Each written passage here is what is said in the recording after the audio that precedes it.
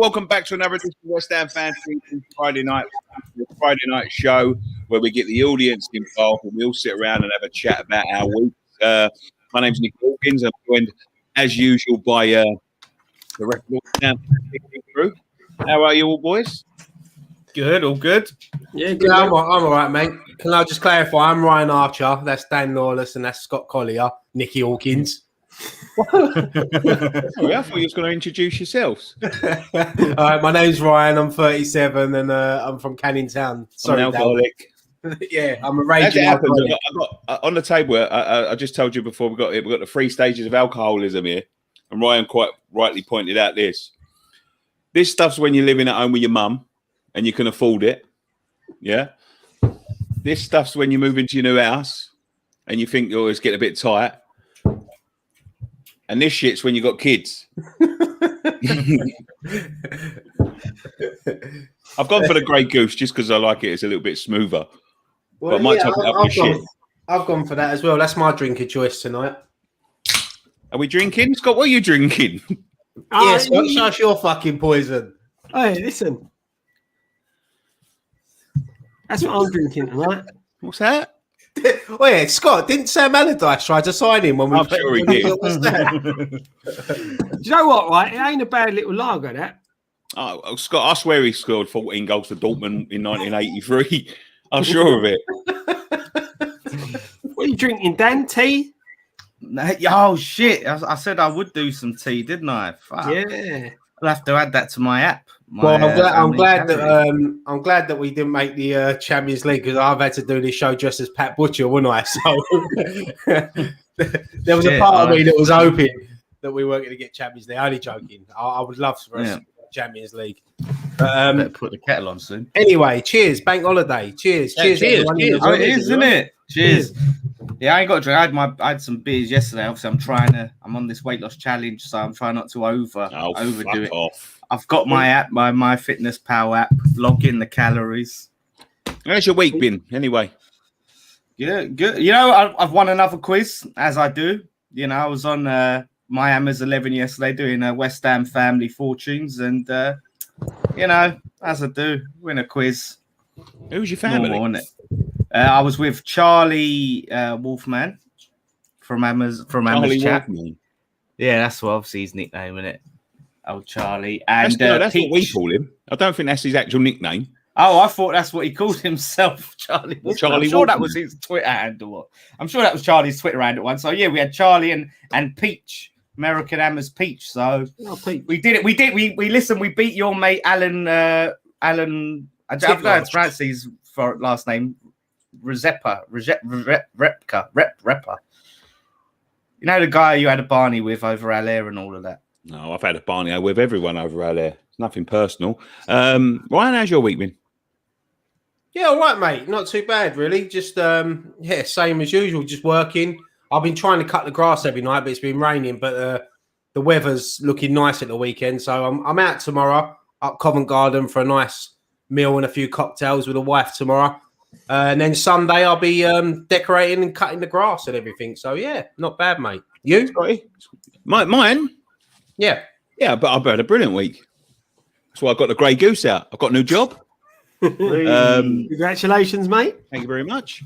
I start on Tuesday. I went to Alton Towers. It's my son's birthday. Actually, I might, if I cut out at any point today, it's because he's gone out on a date tonight. Right, he's 10. He's just turned 10. Yeah, he's gone out. He's got his little girlfriend. He's gone out on a date. I'm waiting for him to return. The other half's still out. Tell him not to do it. Enjoy his life up until he's 18. I know. I told him, but he insisted anyway. Took out a fucking wad of cash with him, more cash than I've overtook my missus out with. And then I went to Poland. No, I didn't. I went to Alton Towers. I went to Alton Towers. I spent what was it? What's the day today? Friday. I spent Tuesday, Wednesday, Thursday, and we went to Alton Towers. That's good. It's good. I got on all the rides, man. I was such a fat bastard before. I couldn't hardly get on anything. And then I've started to be able to get on things, man. Oh, my God, what have I been missing? Have you ever been on any of them rides? Has anyone ever been to Alton Towers? Yeah, I was there last year. Last year I was there. I ain't been there I went there when I was younger. I ain't been there. The last one I went was Fort Park a couple of years ago. They've got some. I'll tell you what, mate. Some of the fucking Smiler's good, Nick, isn't it? oh, mate, it's unbelievable. Yeah. I didn't. The only one I didn't do that was new that I haven't done before was Wicker Man.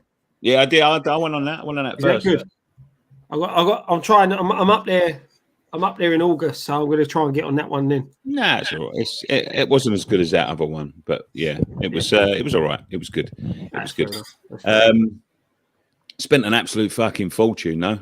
Mm-hmm. Not cheap, mate. No, it's not cheap at all. But hey, it is what it is. Right. They owe me a rainy day ticket, right? So we've like booked to go out there in August, and they turned around and said, "Oh, we're not honouring the rainy day tickets at the minute because of what happened in the lockdown," which takes the biscuit a bit, but you know it is what it is. What's a rainy day ticket? So basically, if the weather's really bad and they stop the rides and stuff like that, you get another day for free. Oh right, okay. So yeah, because obviously if you go there, you went all the way to Alton Towers and went, yeah, I want this rainy day ticket redeemed. No. I was there for a couple of days. We stayed over, and the first day we were there, the weather was awful. So like a load of the rides shut. So they you get a free ticket to take whenever you want. So obviously with lockdown we couldn't take it. So lockdown's finished. We booked to go back there, and they said, "Oh no, we're not honouring them at the moment." So that's awful. Yeah, exactly. But look, they've had a year without money, so I'll give them a little bit of leeway. So the kettle with him in it. I brought the kettle. I thought I would visually. I promised everyone I would do a tea if we made Dan, don't go celebrating and pouring the tea over instead of the water. Oh, I'm glad you ain't gonna have a coffee. You'd have gone and picked the coffee beans or something in Colombia. So right, you put the water in first, right? Is that right? Yes. Yes. What? Yes. Is that? I'm gonna go with Scott. He has a lot of teas on jobs. Tea bag. Tea bag. Yeah, that's it. And then tea bag, water, then milk. I put the tea. Is that? I don't know how much is enough. Water. Yeah, that's good. Why you got your dick out? Yeah. So right, okay. Obviously, I ain't got dairy milk, so I got this oat milk. Yeah, you gotta let it brew for a minute, mate. Let it brew for a minute. While you're doing your cup of tea, do I press it? How much? Only just before you take the tea bag out. So leave it, let it brew a bit. Okay, now there's an art to this, isn't there? Yeah, it's not. It's telling you, mate. See, that's why I prefer water or beer. All right, listen. What are we talking about tonight? Well, it's the West Ham Fan TV end of season award ceremony. Yes, we've all made the effort wearing a suit and tie. Yeah, I was gonna wear a suit, but I couldn't be bothered in the end. Let's just all get our birthday suits on.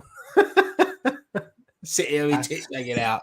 There are a couple of other things to talk about, but we'll talk about them. Yeah, we'll get through this on the quick, but. I've got the categories, so we'll quickly go through them. They're just randomly mixed up. So we'll start off with the first one, which is drum roll, Scott. I'll see Graham usually slaps his tits, but I tell him to do that.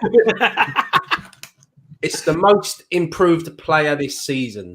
Right, before we get into this, Dan, you can take your tea bag out now, mate. All right. Oh shit! You know what I didn't think about? What am I going to do with a tea bag? Chuck it out the window. Yeah, put it in there. So now I put the milk in. What tea is that, mate? I have no idea. I reckon it's. I think it's Yorkshire. I think they get Yorkshire. I think that's Yorkshire tea. So put that in. Right. Nick, this is going to be disgusting. Yes, mate. Why Cagney and Lacey are making a cup of tea? Who's your most improved player this season? Oh, fuck. Most improved. God damn. Has he been at the club before? Yeah, last season. Because I would say my most improved player of the season wasn't with us last year. That was a bit of an echo. I would say it was Craig Dawson, because I watched him at Watford, and as I quite rightly say, he was one of the worst defenders I've ever seen. But if he's got to be at the club, it's Aaron Cresswell. Hands down, Aaron Cresswell. Scott? Do you know what? I'm going to say Declan Rice because I think he's improved even more than how good he was at the end of last season. You know, now especially watching him week in, week out, and then seeing him play for England as well, he just dominates midfields now. You know, and yeah, look, Rice was spectacular towards the end of last season, but I think he's come on leaps and bounds this season. Dan? My instinct was to say Creswell. I was going to say Creswell. Nicky said Creswell. So go a bit different. Another name I would like to say is Fabianski. I think with the injuries last season, there was a lot of worries about Fabianski. People had some doubts. He was a bit shaky at times. He made some mistakes. He weren't that prime sort of Fabianski. And now, like, he's just been back to form. So from last season to this season, he's improved and he's back to that what we expect from Fabianski. So yeah, I'll go. Fornals is a good shout in the comments. A lot of people saying that is a good shout. Yeah, that's who my most improved player is Pablo Fornals. I think he's been brilliant this season. Very underrated. Does a lot of hard work. Doesn't get the credit sometimes he deserves. And yeah, Creswell's a great shout as well. It was between Creswell and Fornals for me, but yeah, I've just gone for Pablo on that. To be fair as well, I think when you're talking about most improved player, they've all stepped up their game this year for sure, and I think it's a testament, and it just shows how good we've been this year because we've got 4 people and we've had 5 answers. Yeah, do you know what I mean? So, and to be fair, going on beginning of the season, I would have put Masuaku in there as well, but he obviously got injured and missed the second half of the season. So yeah, he was brilliant before he got injured, and he just obviously couldn't play the last bit of the season. He played a couple of games in, but yeah, he would have been up there as well. But it just goes to show, I think, Fornals is a really good shout because I think he's been so important in his position. But if you're talking about improvement, since about 2016, I think the decline of Aaron Cresswell has been sort of quite documented. You know, he wasn't the player he was when he first came along. He was such a breath of fresh air when he first came along. And then he got that injury back in, I think it was 2016, so just before we moved into the London Stadium. And you know, his decline has been quite worrying, to be quite honest with you. And I never thought he'd get it back, but this year I think he's been back to his best. He's been absolutely brilliant. He's found his new position, and I think a few people in the comments here are saying that he could have been in the England squad, which he could have, to be quite honest with you. Let's take a couple of comments about who they think is the most improved. Yes, come on, Chris. He needs to go to the Euros, lads. Hopefully, someone breaks Chilwell's legs. Great minds think alike. Hammerette says Andy Carroll, Ginger Carroll. Fornals, Green Moth. Yeah. He agrees with you, Ryan. Flight Time says a Bonner, which is a good shout. Fat Shack says good evening, lads. Deli Haram says Cresswell was so bad last season. Everyone was begging for him to leave. Now look at him. Again, Simath says Fornals. Buckland said sad thing about Rice's progress is he will have a queue of clubs trying to sign him up.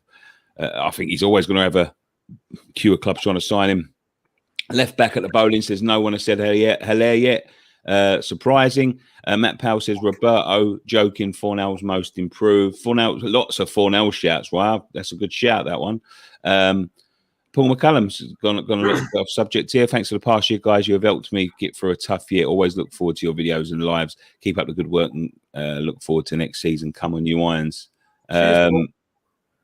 Yeah, lots of Fornals here. Right, next one is the signing of the season. Now there weren't many, but you got obviously Benrahma, Soufal. Go on, Scott. Who's your best signing of the season, mate? Who's your signing of the season? If you look at them 3 plus Dawson, it's hard to pick one because they've all had a major impact in how this season's gone. You know, if you go from the start of the season, Soufal coming in at right back, he's been absolutely outstanding. You know, probably got to be one of the best right backs in the Premier League now. Dawson coming in, like Nicky said, last season he was very, very shaky. He come in, got his opportunity, and I don't think he's been out of the side since, apart from when he got suspended. Ben Rama, as much as he's been in and out of the side, you look at his assists and his key passes, you know, and then you've got obviously Jesse Lingard. Fucking hell, Scott, just pick one. But it's every single one of them players had an impact to put us where we are this season. So it's tough to break it down, but I'm going for Soufal because he's been there from the start. And as I said, for a new guy coming into the Premier League, the way he's took to the Premier League, and as I said, he's become the best or the second best right back in the Premier League. It just shows how much of a good player he is and how much whoever brought him into the club has done a fantastic job. So, yeah, I'm going Soufal. Yeah, I'd have to. I agree with you, Soufal, but I'm going to go for Jesse Lingard on this one because I think without his goals and his performances, I don't think we would have made Europe. I really do think he dragged us through them games when he first, 9 goals, how many assists he's got. I think the way he just settled into the club straight away. I'm going to go Jesse Lingard because I think, and I really hope that we can tie him down and get him in on a permanent contract next year and sign him because he's been unbelievable for us. And I'm just going to go Jesse Lingard. I'm going to go with Thomas Souček because without his goals and performances, we wouldn't have got Europe. You know, I think he scored 9 goals himself. I think the same amount of goals as Lingard. Yeah, because he classes as a signing, didn't he? Because we signed him on a permanent. And that, because we signed him on a permanent this season. So some people go, we signed him. No, we signed him on a permanent this season. And the thing is, that period where we didn't have Declan Rice, if we didn't have Souček, I reckon we would have seriously dropped down the table. So really important to get him over the line and make him a permanent signing, Souček. And I'll go Souček. Now this is going to sound like a setup, right? Because I've been thinking this all along. I'm going with Dawson. 4 signings and 4 different answers. I'm going for Dawson. Dawson, for me, has solidified the defence. We were so shaky at times. So shaky without him. Like Diop. I like Diop as a player. I think there's a lot more to come from Diop, but I think his time's running out at West Ham, to be quite honest with you, to give him that time. But for someone that I was going to say is, I said was probably the worst signing that we've ever made. I think he brought a leadership with him that we've been lacking for such a long time. And I've always said that we've lacked leaders. As I said before, Mark Noble, if Mark Noble was at the side, I always looked at the side and thought, who's going to lead this side? The way he's organised that defence, the way he's stood in, he's become a mainstay. He doesn't get dislodged from that defence. As I said, he's my most improved. But I think just for that, and I know you're looking at the goals. You've got 18 goals between Souček and Lingard, and you got obviously how good Soufal's been this year, and he's up there for my hammer of the year. But Dawson for me has been the most important because that is where we've severely lacked over the last few years, and that's someone leading that defence. Do you know what I want to do? I want to clip the first Friday night pint when we signed Dawson together with this because I remember you saying, and we all said it, to be fair, it's not a great signing. He probably won't make the team. And it shows how far he's come as a player. And as I said last week, it reminds me so much of Ginger Pele.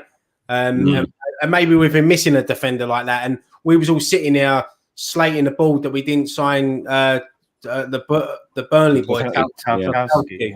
And we ended up getting Dawson for 2 million. And it's a great shout, that. Yeah. But next up, the most memorable game of the season. Interesting. Someone said Randolph, by the way, on that. I forgot the comments, but there's shouts for Randolph, Dawson, Souček.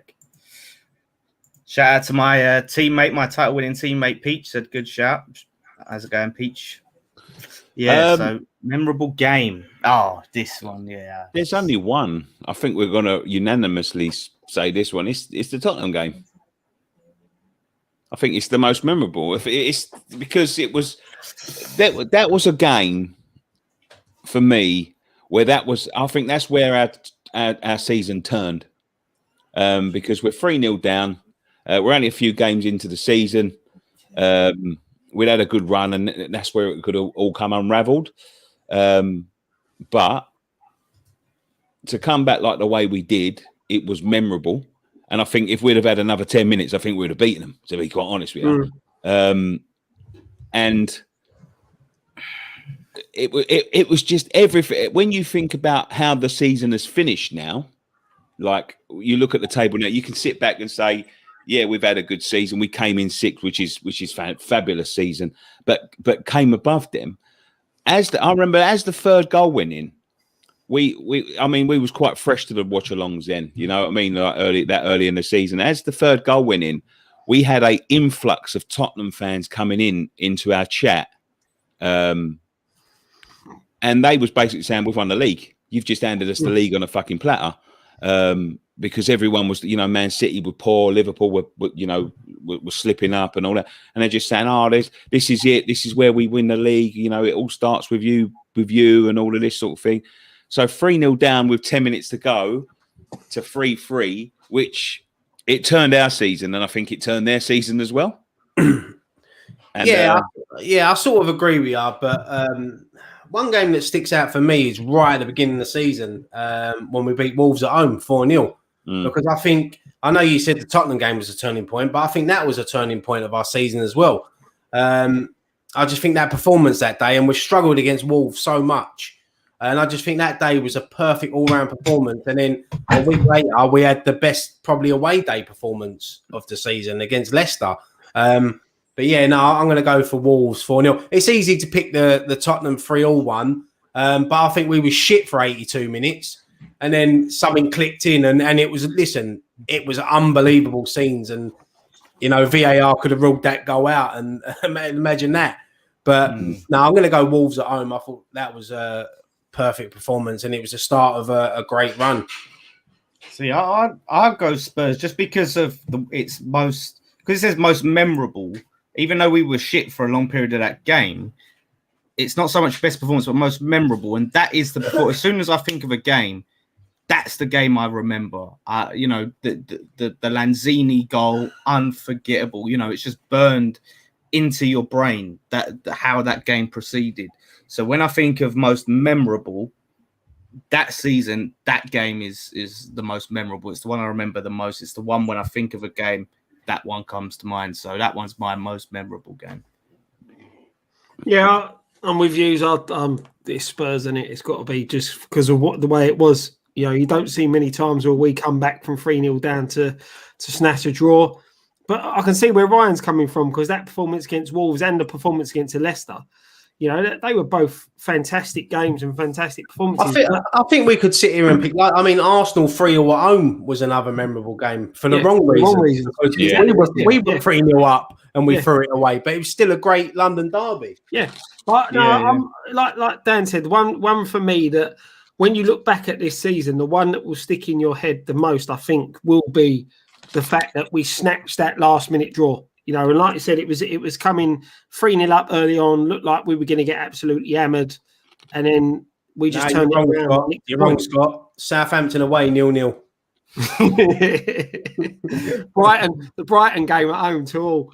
But I don't think it was just that we drew 3-all. It was the equalising goal as well. It's like a 25-yarder, top bin. Yeah, last minute. Yeah. Unbelievable. So, yeah, we got that. Let's take some comments. Tyler Works says Spurs away. Josiah Matt Greenmoth says Tottenham 3-3. Kate Anderson, Spurs game. Michael Vanello's Tottenham. Matt Powell says Leicester away. Harry Pace says the last game, Rice's goal. Mm-hmm. The last game's got to be quite memorable because it was recent. So because it was last week. Tottenham 3-goal comeback. Spurs away. Spurs and Villa away. Villa was good. Spurs says Peach. Tyler Works says Spurs away turn both team seasons around. 97 agrees with Ryan. So Wolves at home. Tottenham 3-3. Roy May Jr. snatched victory from the jaws of defeat. Unbelievable match. Not quite victory, but we'll take that one. Those two weirdos' faces when Lanzini scored was a peach. Ryan's going to say Leicester, which is a good shout. 3-3 against Spurs, says Rich Cogger. Spuds away, Lanzini. Yeah, lots of support for the Spurs game. Spurs all day. Spurs game at the London Stadium was another memorable game. How we held on. Yeah. So that's what I'm saying. You could sit here and probably pick about 10, 15 games this season that's been great. But next up, please tell me you've got games that we wish didn't happen. Who's your goal of the season? This will be a good one. Do you know what? Right, I sat here this morning and I watched back all the goals. Do you know what? We scored some belters this season. Yeah. You know, I know what a lot of people are going to sit there and say. I'll start off with my one because I think I said this on post-match pint last week, so everyone sort of knows my one. It was 4-0 away at Leicester. Because the way Creswell cleared it, it's over the top of 4-0. One touch, gets it under control. 2 touches, and then bang, it's in the back of the net. And for me, 4-0 at Leicester was an unbelievable goal. That first touch, though, that was the thing, wasn't it? Bringing it out of the air the way he did.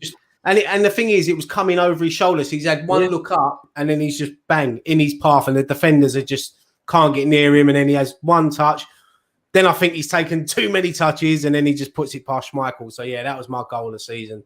I've got I'm going to say the Lanzini one, but just not to be boring, I've got some memorable goals. Like notable mentions. I think Lingard's one, the one where he ran from the halfway line. I think that was Arsenal. No, Wolves. Wait a minute. Don't you want to see if we mention any of these goals before you spoil it? We might say this. Scott might. You go. Go on. And then you can throw your honourable mentions out afterwards. No, you go, Scott, because you. No, go on, because I've got some honourable mentions as well.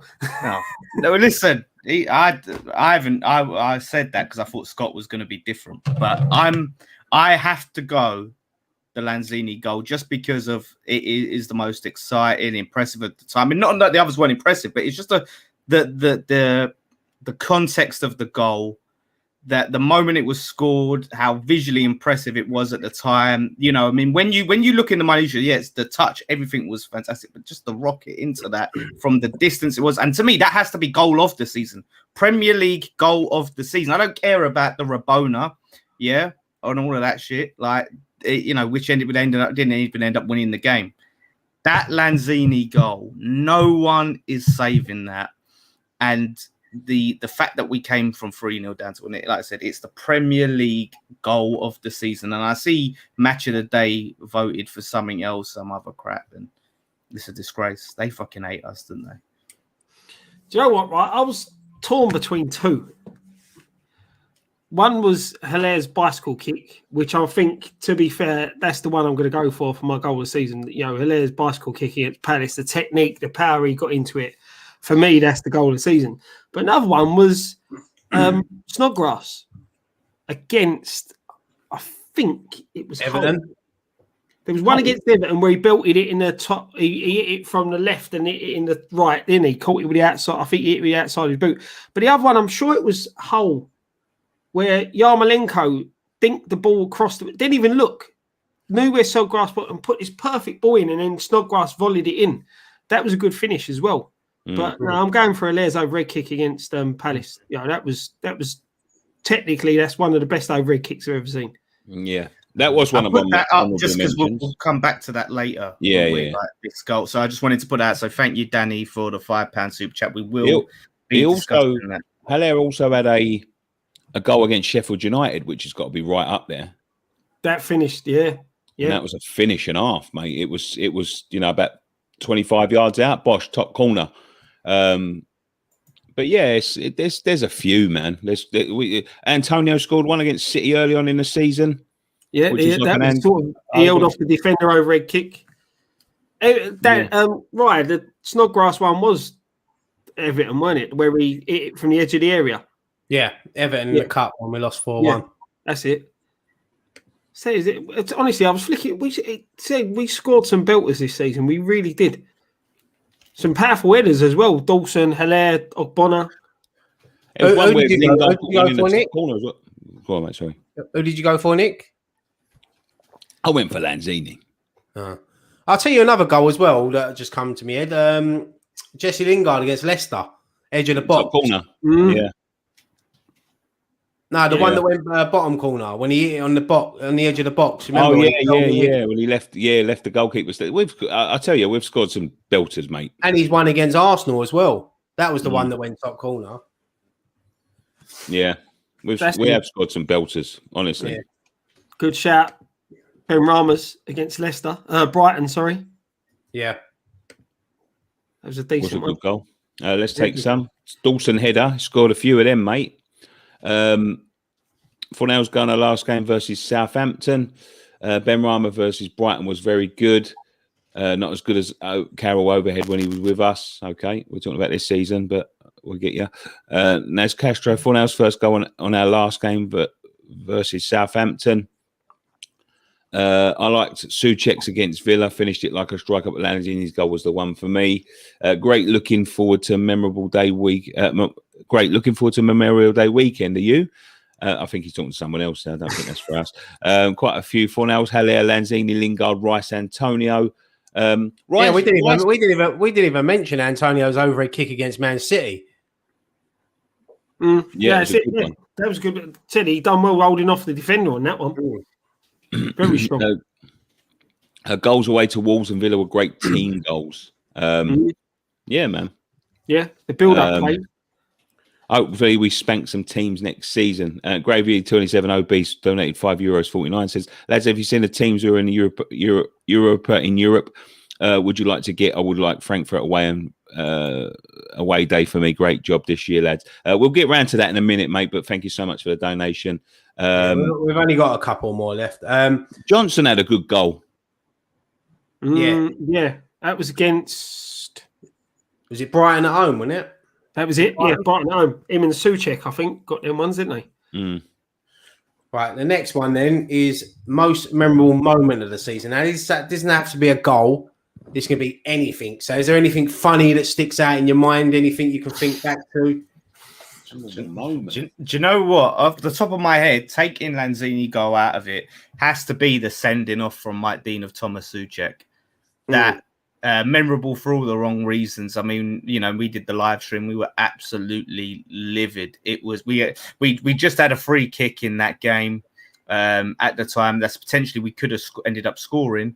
But it was the possibility of losing one of our most important players. It got overturned, but it was just horrendous. A horrendous decision. I think there was a worse one. Yeah. What? A couple of weeks back.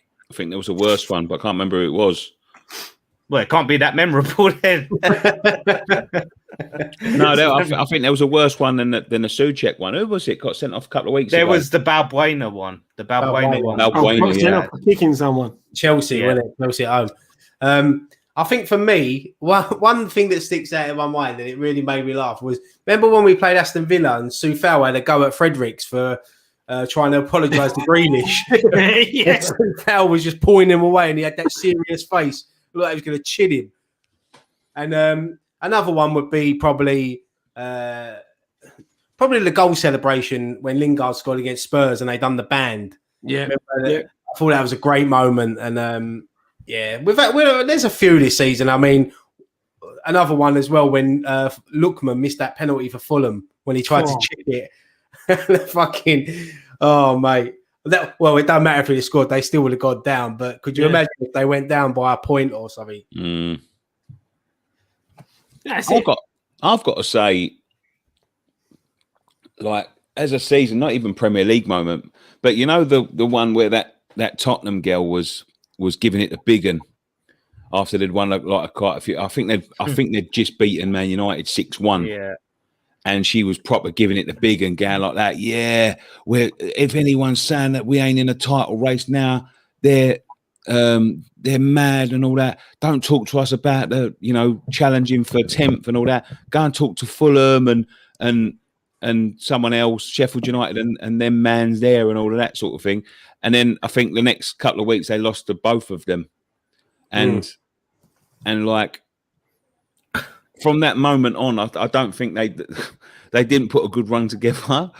And it's look, I love watching them foul. I honestly do love watching them foul, and I say that because they are so obsessed with us being obsessed with them that they are so obsessed with us, but they can't admit it.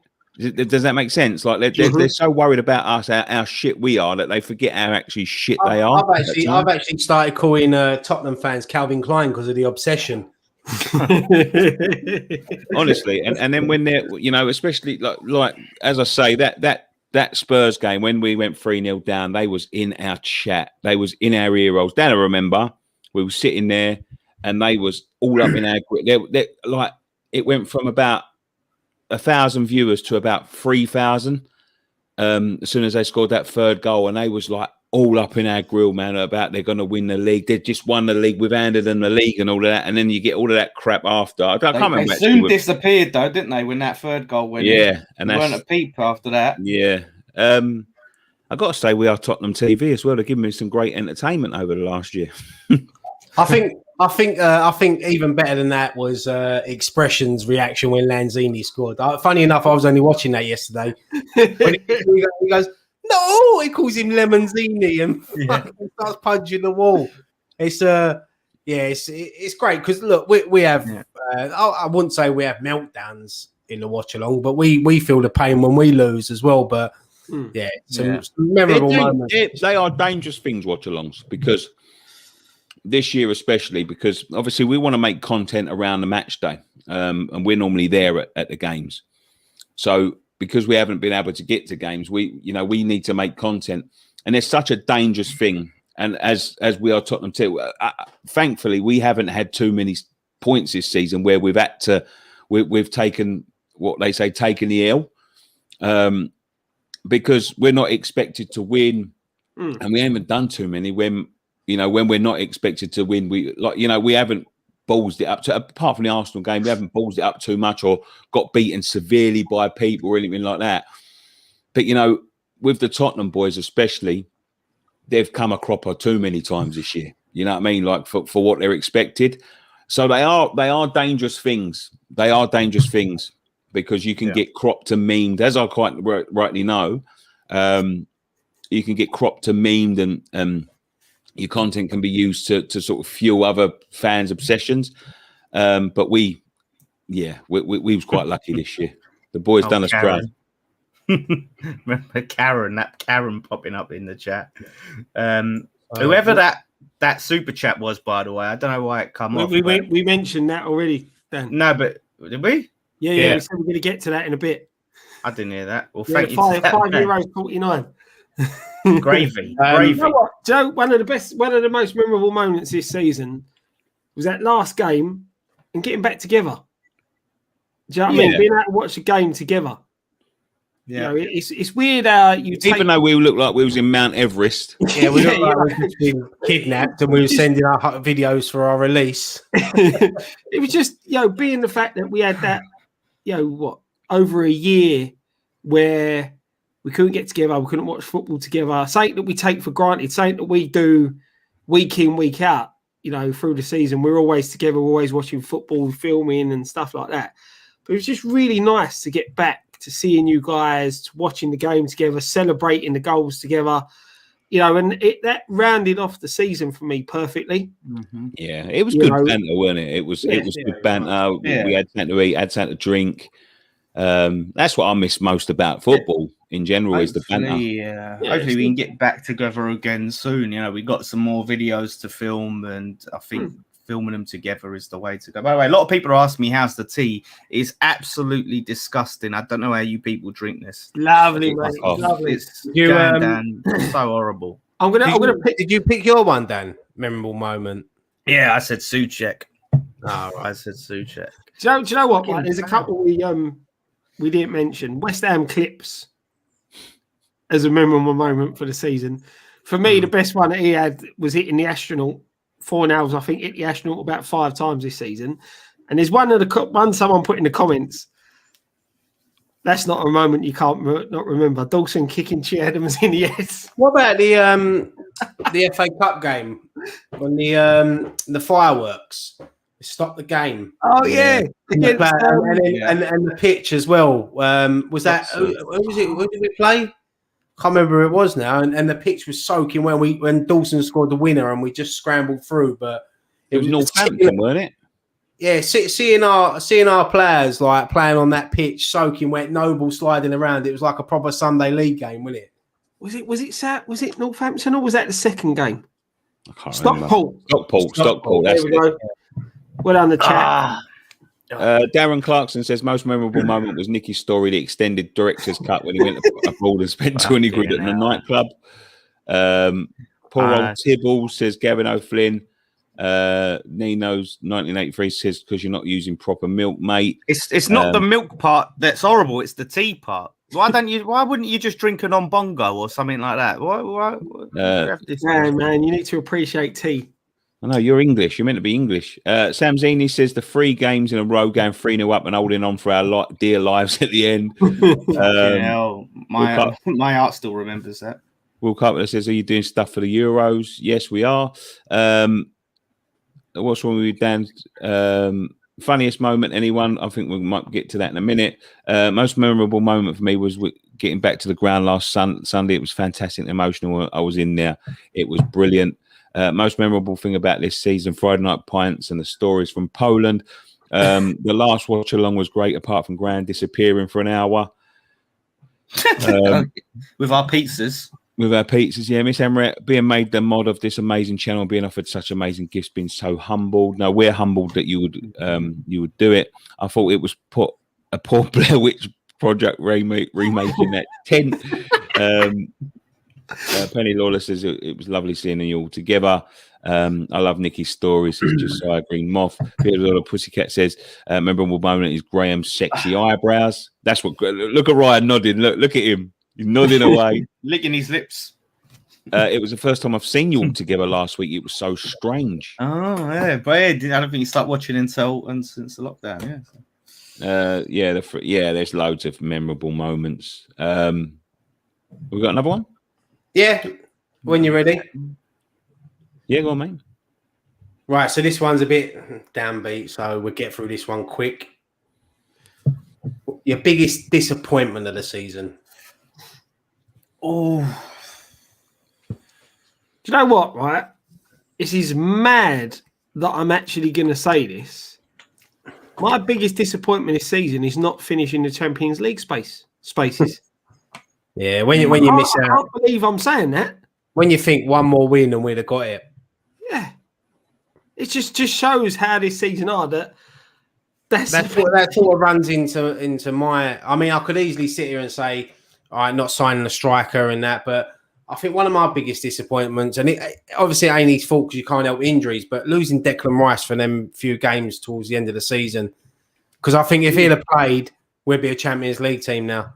I just think we needed him in them run of games where he wasn't available, and it was a huge disappointment to have him out. It's not his fault; he's injured, of course, but yeah, that was my disappointment. Yeah, it was. For me, it was either the Brighton game or the Everton game. I mean, that was where it sort of, those games, especially the Brighton game, was where it really hit home. Like, we've lost the top 4. And that hurt, especially the Brighton game. That was a real kick in the bollocks not to win out, because I'm so sick of that team, honestly. I still honestly, mate, look at the league table. I looked at it today and I just look at us and think one more win and we'd have been 4th. Yeah. One more win. That's all we needed.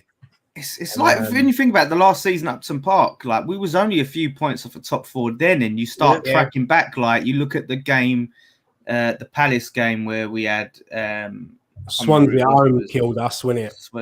We're just setting off Swansea. Yeah, Swansea was bad, but we had a lot of bad bad decisions. What done us that season was dodgy refereeing decisions. Yeah, I think we lost 12 points to dodgy refereeing that season.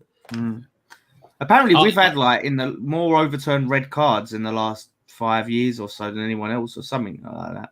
I think out of our eight red cards, I think it's something like 5 or 6 of them have been rescinded, and they've all been against the top 6 teams.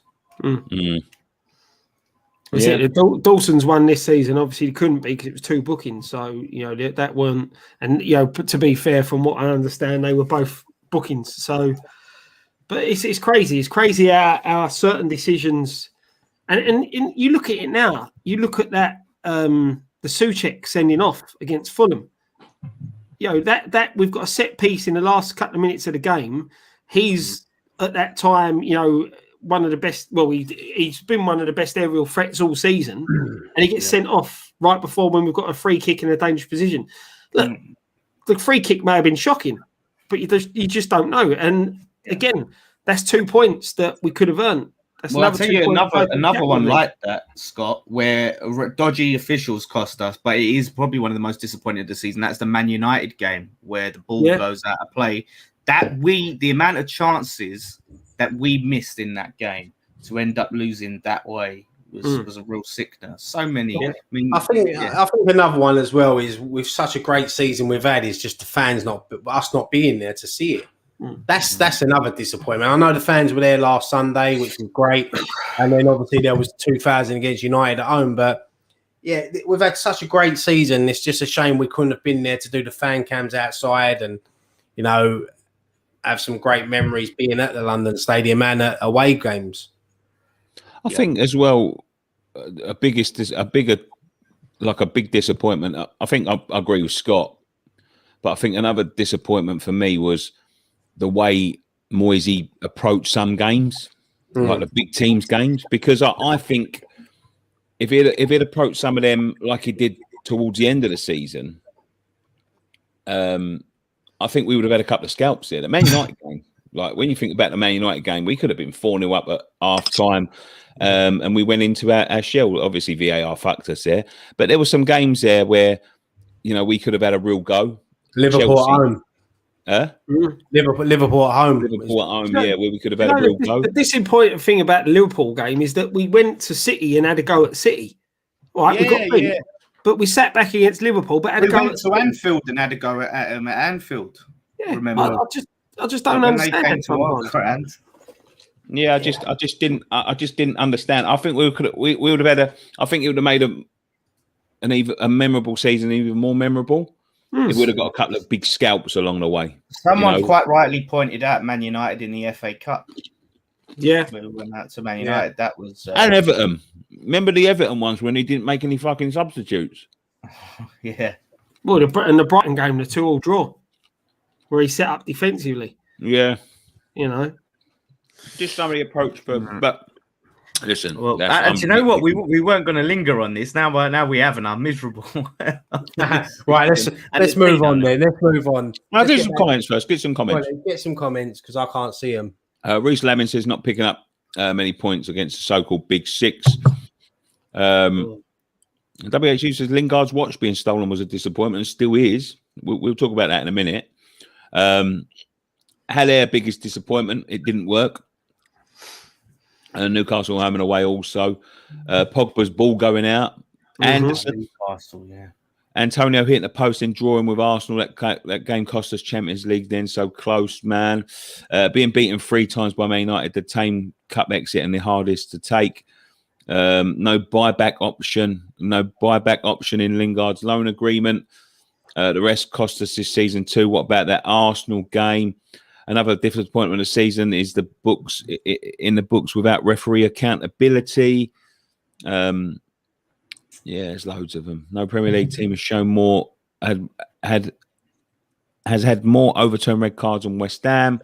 Not spending a hell of cash, says James Leppard. Magdalene Lennon says, "Can you please answer this? Why does the TV media always poo-poo West Ham?" No. No points deduction for the European Super League. There's quite a few of them. Had their attitude injuries quite at the same time towards the end of the season. A few times had the impression Moyes lost the bottle. Yeah, there's a few, but selling Haller and not getting a replacement. Yeah. But let's get on to some positive. I hope the next one's fun and positive now. Let's move into the your young hammer of the year. Now, there's not really many players up for this, but go on, who's your young hammer of the year? Does Rice still count? Yeah, of course he does. And I'll be honest with you, that's my young hammer of the year, Declan Rice. And the only reason he's getting it is because he hasn't got hammer of the year. yeah, that's. I would go for. I could say Ben Johnson would be the other probably player, but yeah, I'm going to go for Declan Rice because I think he's got to win something, and he's not winning the main award, unfortunately. Yeah, I feel the same as you. Rice gets it because he ain't getting the main award. Otherwise, Odubeku is a good shout. Even though he hasn't really played much for us in the first team, he's been banging goals for the under-23s and has contributed to much of their success. So he's a massive shout. But the young hammer with the most impact, I'd give it Rice. Yeah, if you're looking outside of the first team for a young player, it has to be Odubeku. He's been phenomenal for the under-23s, but I think for me, you've got to look at young Emery here as a player that is a young player that's made an impact in the first team. And, you've got to say Declan Rice. Consistency, improvement, the experience, And do you know what's mad about that, Scott? Is that he got hammer of the year last year, and you said he's improved this season. So it just showed that there is more contention for hammer of the year this season. And that's what's so great about this season. Yeah, exactly. Last season, really, it came down to him and Ogbonna, really, didn't it? Yeah, and that's the thing. It's just Rice, he's such a mature head on a young lad's body. I thought you said the young land's in his body. He's just... look, you watch him play and you see him play, and sometimes you forget he is the age of what he is. A couple of times he reminds me that he is that young, but over the course of a season, it's crazy to think he's only 22. Yeah, exactly. I think the only other one who really might still qualify is Fornells. How old is he? 23 or 24? I think he's 24. I think he just misses out. Yeah, just miss out. Yeah. So, but yeah, I'm going Rice for me. Matt said, "Try it with sugar," as my nan would say. No, dear, I'm sweet enough. No, I'm on a weight loss. I'm on a weight loss challenge. Try it with honey. Did you answer, Nick? It's Rice. It's Rice. It's Rice. You on that Grey Goose? Yeah, it's Rice. There's not much else you can say, really, is it? It's such an easy. I think I think looking in the comments, a lot of people are saying Rice as well. And Johnson had a little spell, didn't he, where he was playing? But let's move on to the most important one, and then I've got two bonus ones. The first one, it's hammer of the year. I mean, there could be three or four players in the mix for this, but I think we'll all probably say the same. 3, 2, 1, everyone at the same time. 3. No. I might be someone different. So go on. Right. I'll start. I'll say mine. It's got now. Go on, Nick. You say yours, mate. Soufal. Scott. I'm going Souček. The other Sue, eh? I'm going to say it in my best Scott impression. Cowful. I want to have that Vladimir Cowful as my hammer of the year. I'm gonna go Soufal. I can't look past Soufal. He's been since he come into this team. I remember in Leicester away. I was worrying because I thought I've never seen him play. He's playing against Leicester away. He's got Jamie Vardy up against him, Tillemans, Maddison. I was worried. He's just been since that game. He's not been less than a 7 out of 10 every week. And he's an old-fashioned right back. He gets up and down the flank. He puts tackles in. He's always in position. And look, I know I get people take the piss when I say this, but it only costs £5 million. And that is the fucking bargain of the century for West Ham, because we've been crying out for someone like him for a few seasons now, and the way he settled in, and I just love his. I just love him as a person. I love the way he is with players. You see him the other day with Stuart Pearce, the way they're mucking about. Him and Souček have got such a special bond. And I just honestly, for his first season in the Premier League, and I've seen pundits pick him in the Premier League team of the season, and usually them pundits don't look at teams like West Ham. But Soufal for me has been unbelievable. I think especially what makes him stand out even more is how much of a problem area right back has been for us for such a very, very long time. And now to have a player of that caliber, like you said, who doesn't put in less than a 7 out of 10 performance, and just the impact he's had, the work rate, everything, and he stayed fit all season. He's been unreal. So yeah, I think Ogbonna would have been up there, but I think because he got injured and he was out for a little while. It's to be fair, mate, there's so many. Yeah, there's, this is without sounding like silly or whatever. That if people would have, there's about 6 or 7 players in that team now that anybody could have mentioned, and they wouldn't be. You wouldn't be going really like that. You know what I mean? Like there are 6 or 7 players in there now. Scott said Souček. Fucking any other season, he would be clear. Rice would be clear. Lingard would be clear.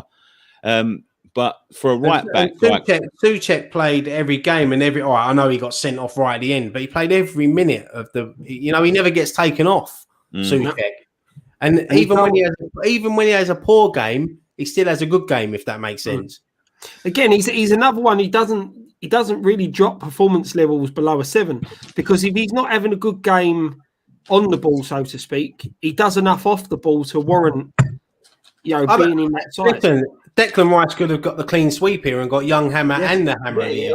Exactly. I think Declan Rice has been unbelievable this season, but I just think for me, when I think of Soufal, and I just think that he plays with, and as Nicky's touched the other day when he said about Soufal that he was hoping that he was going to start in front of the fans when he's been first choice right back. And you see pictures of him getting the bus home, and he's just such a down-to-earth person, and he's enjoying, and he's humble, and he's taken to the Premier League, and I'm proud that he's a West Ham player. I really am. I think Fornals would be a shout. I know obviously we complain about sometimes his finishes, but to me it's about who embodies, what it is to be a West Ham player. And I think Fornals has all of that, everything what we love about a West Ham player. He has that work rate. Off the pitch, he's amazing. He's an amazing bloke. So he's definitely a shout. Take away the injuries, Antonio. Yeah, I think the thing is as well, mate. You could even have a shout for Jesse Lingard. I know he was only here for a half a season, but the impact he had, he could be up there. But yeah. No, I think it's nice that we can sit here and mention 6 or 7 different players. Yeah, and last season we was just saying, right, it's Rice Ogbonna. That's it. We only had 2. But this speaking of Soufal, he said he wanted to split up and he wanted to give it to the whole team. The Hammer of the Year, when someone asked about it. Yeah, I think I know this has never been done before, but fucking David Moyes could be Hammer of the Year for what he's done. Yeah, for what he's done for that football club and the way he's turned it around and the backroom staff. And I think Soufal could be right. I think everyone should share it this year. Cresswell could have been Cresswell, break tradition and give it to them all. Give us some as well. Name a player who shouldn't get it. No, Yarmolenko. Sebastian fucking Haller. That's who shouldn't fucking get it. I mean, that's it. There's been so many players been key to this season, haven't they? That's out. Shows how good we've been. Yeah, get some comments. I can't see them at the moment. Yeah, I'll do this if you want, Nick. Go on, mate. Fiddle Pussycat, Soufal 100%. Matt Powell, Soufal, Harrison, Soufal. Francis agrees with me. Souček. I'm trying to see if there's any others. Cliff agrees with me. Souček. Chris Mills said first Soufal, second Souček, third Rice. I love the way when you're reading these, you alternate between Soufal and Soufal. Well, the other one I'll start doing is calling him by his real name and call him Souček, because that's his real name and we'll call him Souček. Unless it ain't, at least it ain't Czech, eh, Scott? Yeah, that's it. Makes life much easier. Tomato, Scott. Tomato. Steve WHU Bell says, I don't care what anyone says. It's a Bonner. Scott, we struggled for 4 years when we had Chiate. We was called Quixote. You still get his Chiate. Yeah. So yeah, it's again, it's mixed. Mainly, you see there it is. Samzini says 4 hours of shout, worked his socks off. But overall, you're looking, it's between Kufal and Souček, but I'm going to say it goes to Kufal. But now you've gone back to Kufal, have you? Hey, I told you, no one else said it. Right. Kufal. Next one up, coming to the end now. It's the West Ham Fan TV best moment of the season. So think back. I know we ain't been at the grounds. You know, we haven't been out, but think about the watch-alongs, the post-match pints, the Friday night pints. What's your moment? Is there anything that stands out that you can think of? I mean, there's so many, you know, these sort of moments we had on the watch-alongs, the celebrations. Like, obviously, I have my water bottle on my head, especially after that Spurs game. I know probably people in the a few people said Dan's water bottle. I'm looking to see what people are saying in the comments, isn't it? Like, because when you do them, you just do them, didn't you? Like, yeah, Nicky story. I think Friday night pint's been my moment of the season. I love the show. Is there a specific Friday night pint that stands out? Yeah, it's been so many laughs. I mean, when we do the Ask Us Anything, you know, it's hard to. It's a bit of a hard question that I chucked in because you probably have to think about it a bit more. But I like. Do you know one moment I did? It was only a few weeks ago as well. It was when we done post-match pints, Scott. It was me, you, Graham, and Nicky, and we all got into a little bit of Barney at the end. And Graham just had a go at Nicky going, "Well, we'll change the title of the show then. This is post-match pint. We've got to talk about the match." No, there's so many. It's just been a joy to do this week in, week out, and there's so many great memories we could probably look back on, and that's a good thing with YouTube. These videos will stay on there, and we can look back at these moments and things like that. I think I said this last week. I think the moment, the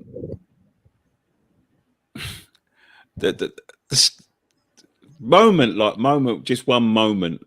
Is I think the thing that made me laugh the most this year was when someone said that I look like a skeleton with bingo wings. Do you know what? I saw that in the comments. That was Philip, was it? Yeah, Philip said, "Oh, fuck me, he's lost the weight. Looks like a skeleton with bingo wings." Billy's saying, waiting for Ryan to point out the Pat Butcher mask. There you go. Have you got one, Scott? Found Pat. You got a memorable moment. Yeah. Do you know what? The two thingy, right? The funniest moment, I think, with the bingo wings, skeletal bingo wings, and then you pouring a water bottle over your head. That's a few comments on that. Do you know what? Another memorable moment, actually, completely forgot when I did that preview with Troops, and I was going back and watching it now, and he's talking about how Arteta is, you know, he's ahead of Klopp, he's, you know, ahead of Pep, ahead of like all of these top managers, and Arteta's this and David Moyes that and all of this, and now to go back and look at it, it's fucking hilarious because now he's, you know, Arteta out and all. That's a memorable moment. But yeah, the moment when we scored that goal, me and Nikki obviously lost our shit. Dom losing his shit when we remember when we did the watch along with Dom, and he was just what was that game? He was raging like something else. Fuck me, that could be 38 games. Yeah. It was annoying because he was ahead of us.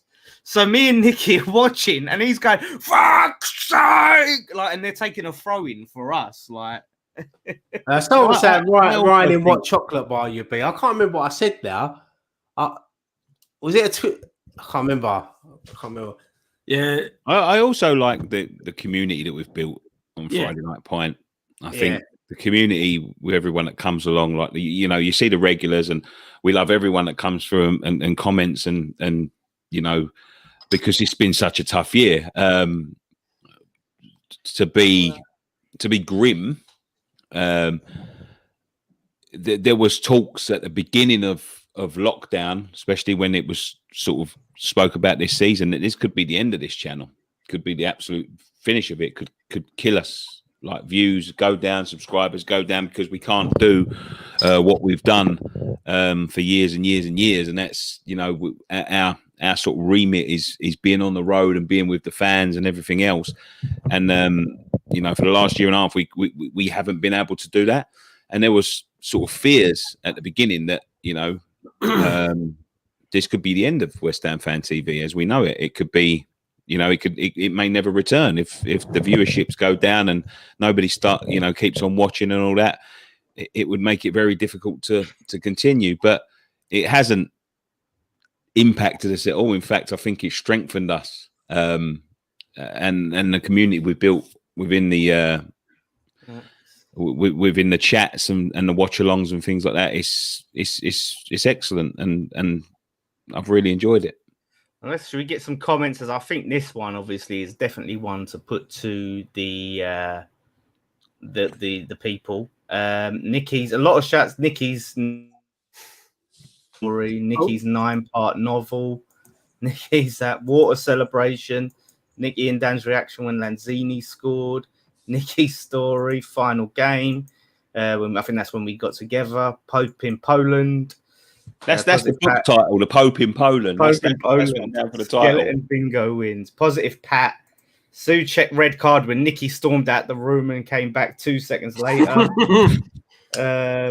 Again, Nicky and Dan celebrate in the Lanzini goal. So funny. Dan water celebration. The minimal outlay rant from Nicky was class. Nicky had had Spurs games. Your faces when Nicky was telling the story. Someone said me going away for half an hour and coming back and he's still telling it. Getting back together for Southampton, absolutely. Dan's meltdown over Canning Town people. When Nicky was over the moon with Ben Rama performance and you boys burst in his bubble. Graham's dress hanging on the wardrobe. Nicky, was it Nicky losing what? Nicky losing the absolute plot 2 weeks ago. Someone said Nicky losing his key. Dan's prayers to the West Ham gods. Nicky's story on Friday night. Pint. Watching Dan's curtains right up there with West Ham clips videos. People, they love it. I've seen a couple for the Tony COYI interview that you've done, right? People saying that. Yeah, that was good. Yes, there we go. COYI interview. The Spurs, so I think there's so many in there. When you look at it, like for us, you do it when people point them out, you're like, oh yeah, there was that every Friday night. Pint makes my week. Appreciate that, mate. The Christmas. I've seen a couple for the Christmas. Oh, that was where when Dan was on fucking like Crime Watch. Yeah, there was a big service outside my mum's flat, and someone. I like the way he was looking out. He heard a noise and he ran back in. Someone else said the Friday night pint with Nick, the one that took off because we all got smacked. Man. I can't. Fuck knows, man. That was a brilliant one as well. We'll have to get him back on soon and make up for it and get pissed again. That was funny, man. But we had about 3 or 4 videos go off that week. Someone said Nicky losing his hair. I think he's actually gained there. Matt Powell said Nicky and Dan's arguments. Yeah, let's not. Nicky versus Dan on Haller. Yeah, the Haller fights. The last question, I'm going to chuck this in. Hang on, before you do, there was another super chat. Nino 1983, £5. All the Friday night pint shows have been classed. Thanks, boys, for making Friday nights worthwhile. No, thank you very much. Thank you. Dan not putting my comment about Harvey Price versus WBA. Was that where Jace was on it? I did laugh at that call. I did sort of see it, and I said I can't put that on. And I showed it to Jace. By the way, it's not funny. Comment about it. It's not. You shouldn't take the piss out of Harvey Price. It's not his fault. No, I don't think he's taking the piss out of him. But there was a comment there, so I didn't put it up. Sorry, mate. But this is a bonus one before we go into Ask Us Anything, and it's the Nicky Hawkins Story of the Year Award. Oh, fuck.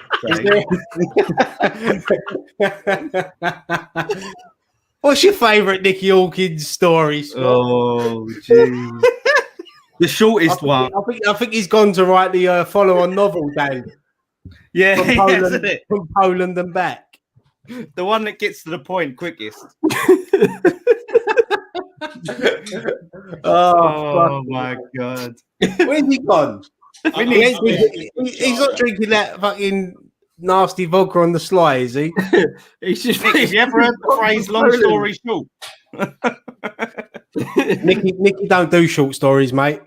I've known him for a very long time, and I know that when Nicky's got a story, you just got to sit back and listen. I'm gonna start a campaign, like me trying to be an extra on EastEnders. I'm gonna start a campaign to get Nicky on CBeebies to do the bedtime stories. I can imagine all the little kids listening to fucking Nicky's Poland story. There's got to be a T-shirt in there somewhere, isn't there, with Nicky in these stories? There's got to be some sort of merchandise. We can. That's fucking brilliant, honestly. That's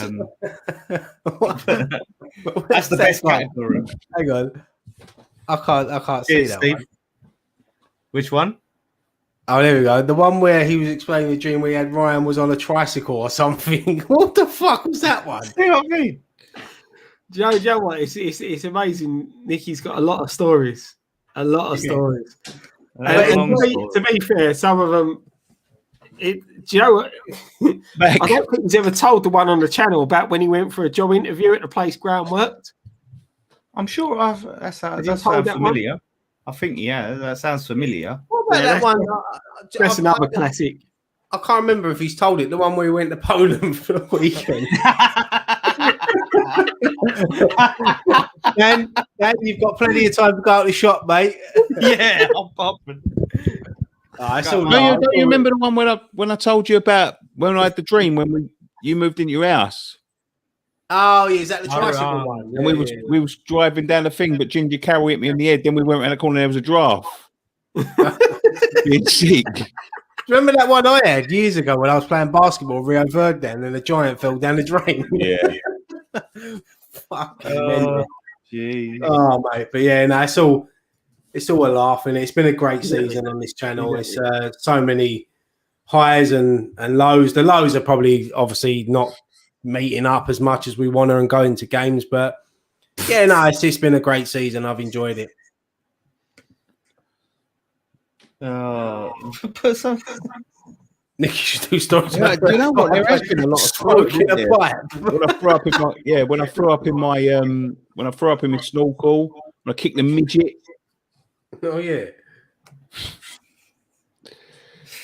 Oh, another super chat there from Stephen. Thanks to all West Ham Fan TV for keeping us entertained. Thank you, Stephen. Thank you. This is a good idea for merch. Someone said put Nicky's face on the front of the t-shirt of him holding a book with the caption saying, "I'm." Is that completed? That comment? I'm as. I don't think he's finished that. That's the shittest t-shirt I've ever heard. I'm as. It was going really well up until then. Oh yeah, that was a story. I remember that when remember when was it Cambridge, Nick? And you was having a shower, you come out and everyone was in the room. Yeah, that was mental, man. And I was just laying there laughing. Everyone was I was naked and there's people in the room I didn't even know. Yeah, but but what made me laugh, you was naked. But you lit up a snout. Once you're committed, mate. Once you're committed. Yeah, I'm a storyteller. That's what it was supposed to say. Not I'm I'm AS. But yeah, Mona of the season. That'd be right. I mean, it wouldn't be Ryan, would it? Let's be honest. Let's be fair. Mona of the season. Fucking Nicky all day long. Just say it, boys. Don't be afraid. Yeah, it would be. I don't know if we're including Dom on this because he's obviously no. It's just out of us. Just and the winner is Nicky.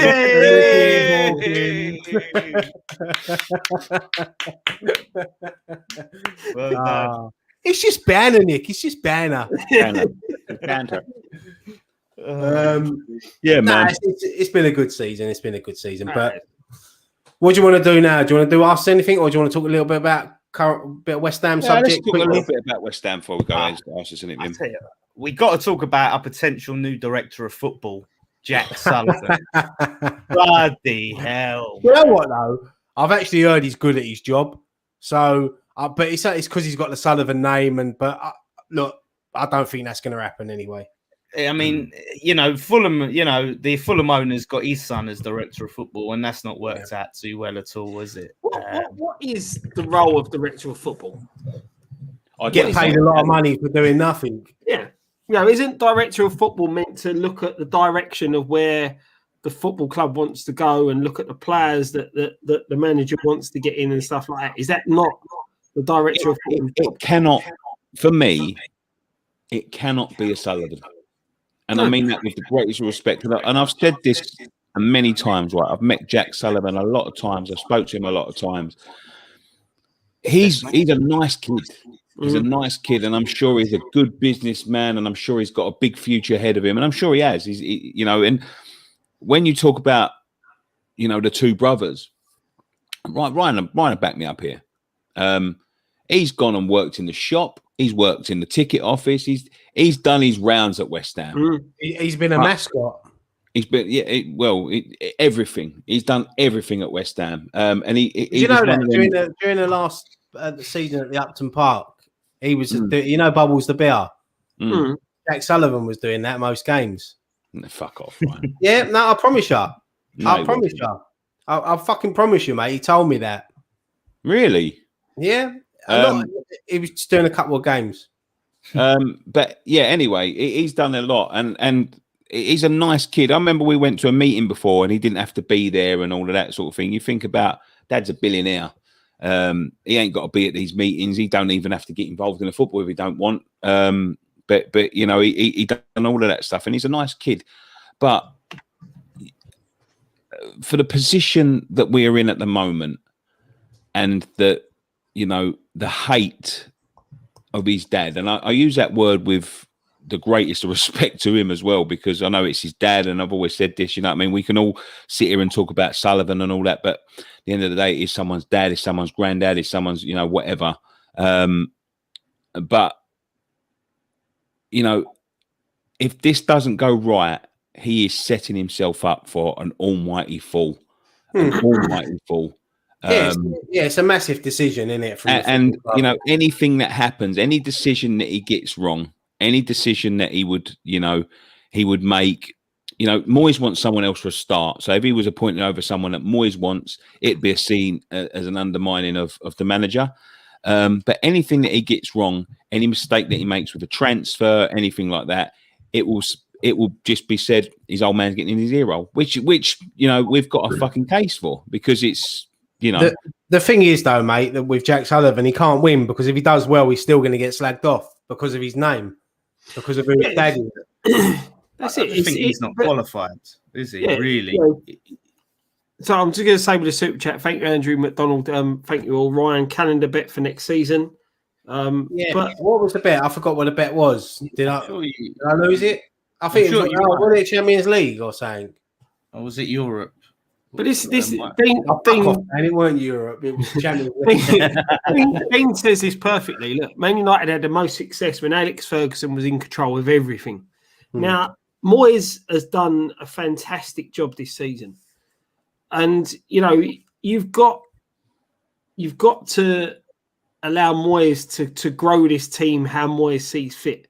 He's took what Pellegrini left him, and he's turned that team into a winning team. We haven't won, not success in the sense of winning trophies, but we've won games, and we've won games convincingly at times. I know there's a few games we've bottled it and stuff like that, but he's turned the club around massively. Nothing to do with Sullivan and Gold, apart from they appointed Moyes to the job. Moyes has turned this team and his football club around from doom and gloom to something we can be excited about. The thing is, Scott, he's come in and he straight away, he's not worried about who you are. He's got rid of the big earners that weren't doing fuck all. Haller, Anderson, Jack Wilshere. He's got rid of them. Yeah. And he's brought in workers. And not only on the pitch, behind in the staff as well. He's brought in Kevin Nolan, Irvine, who obviously stepped down this week, which will be a big loss. But he's still involved with the club. Yeah, he's what's his new role then? I think he's moved.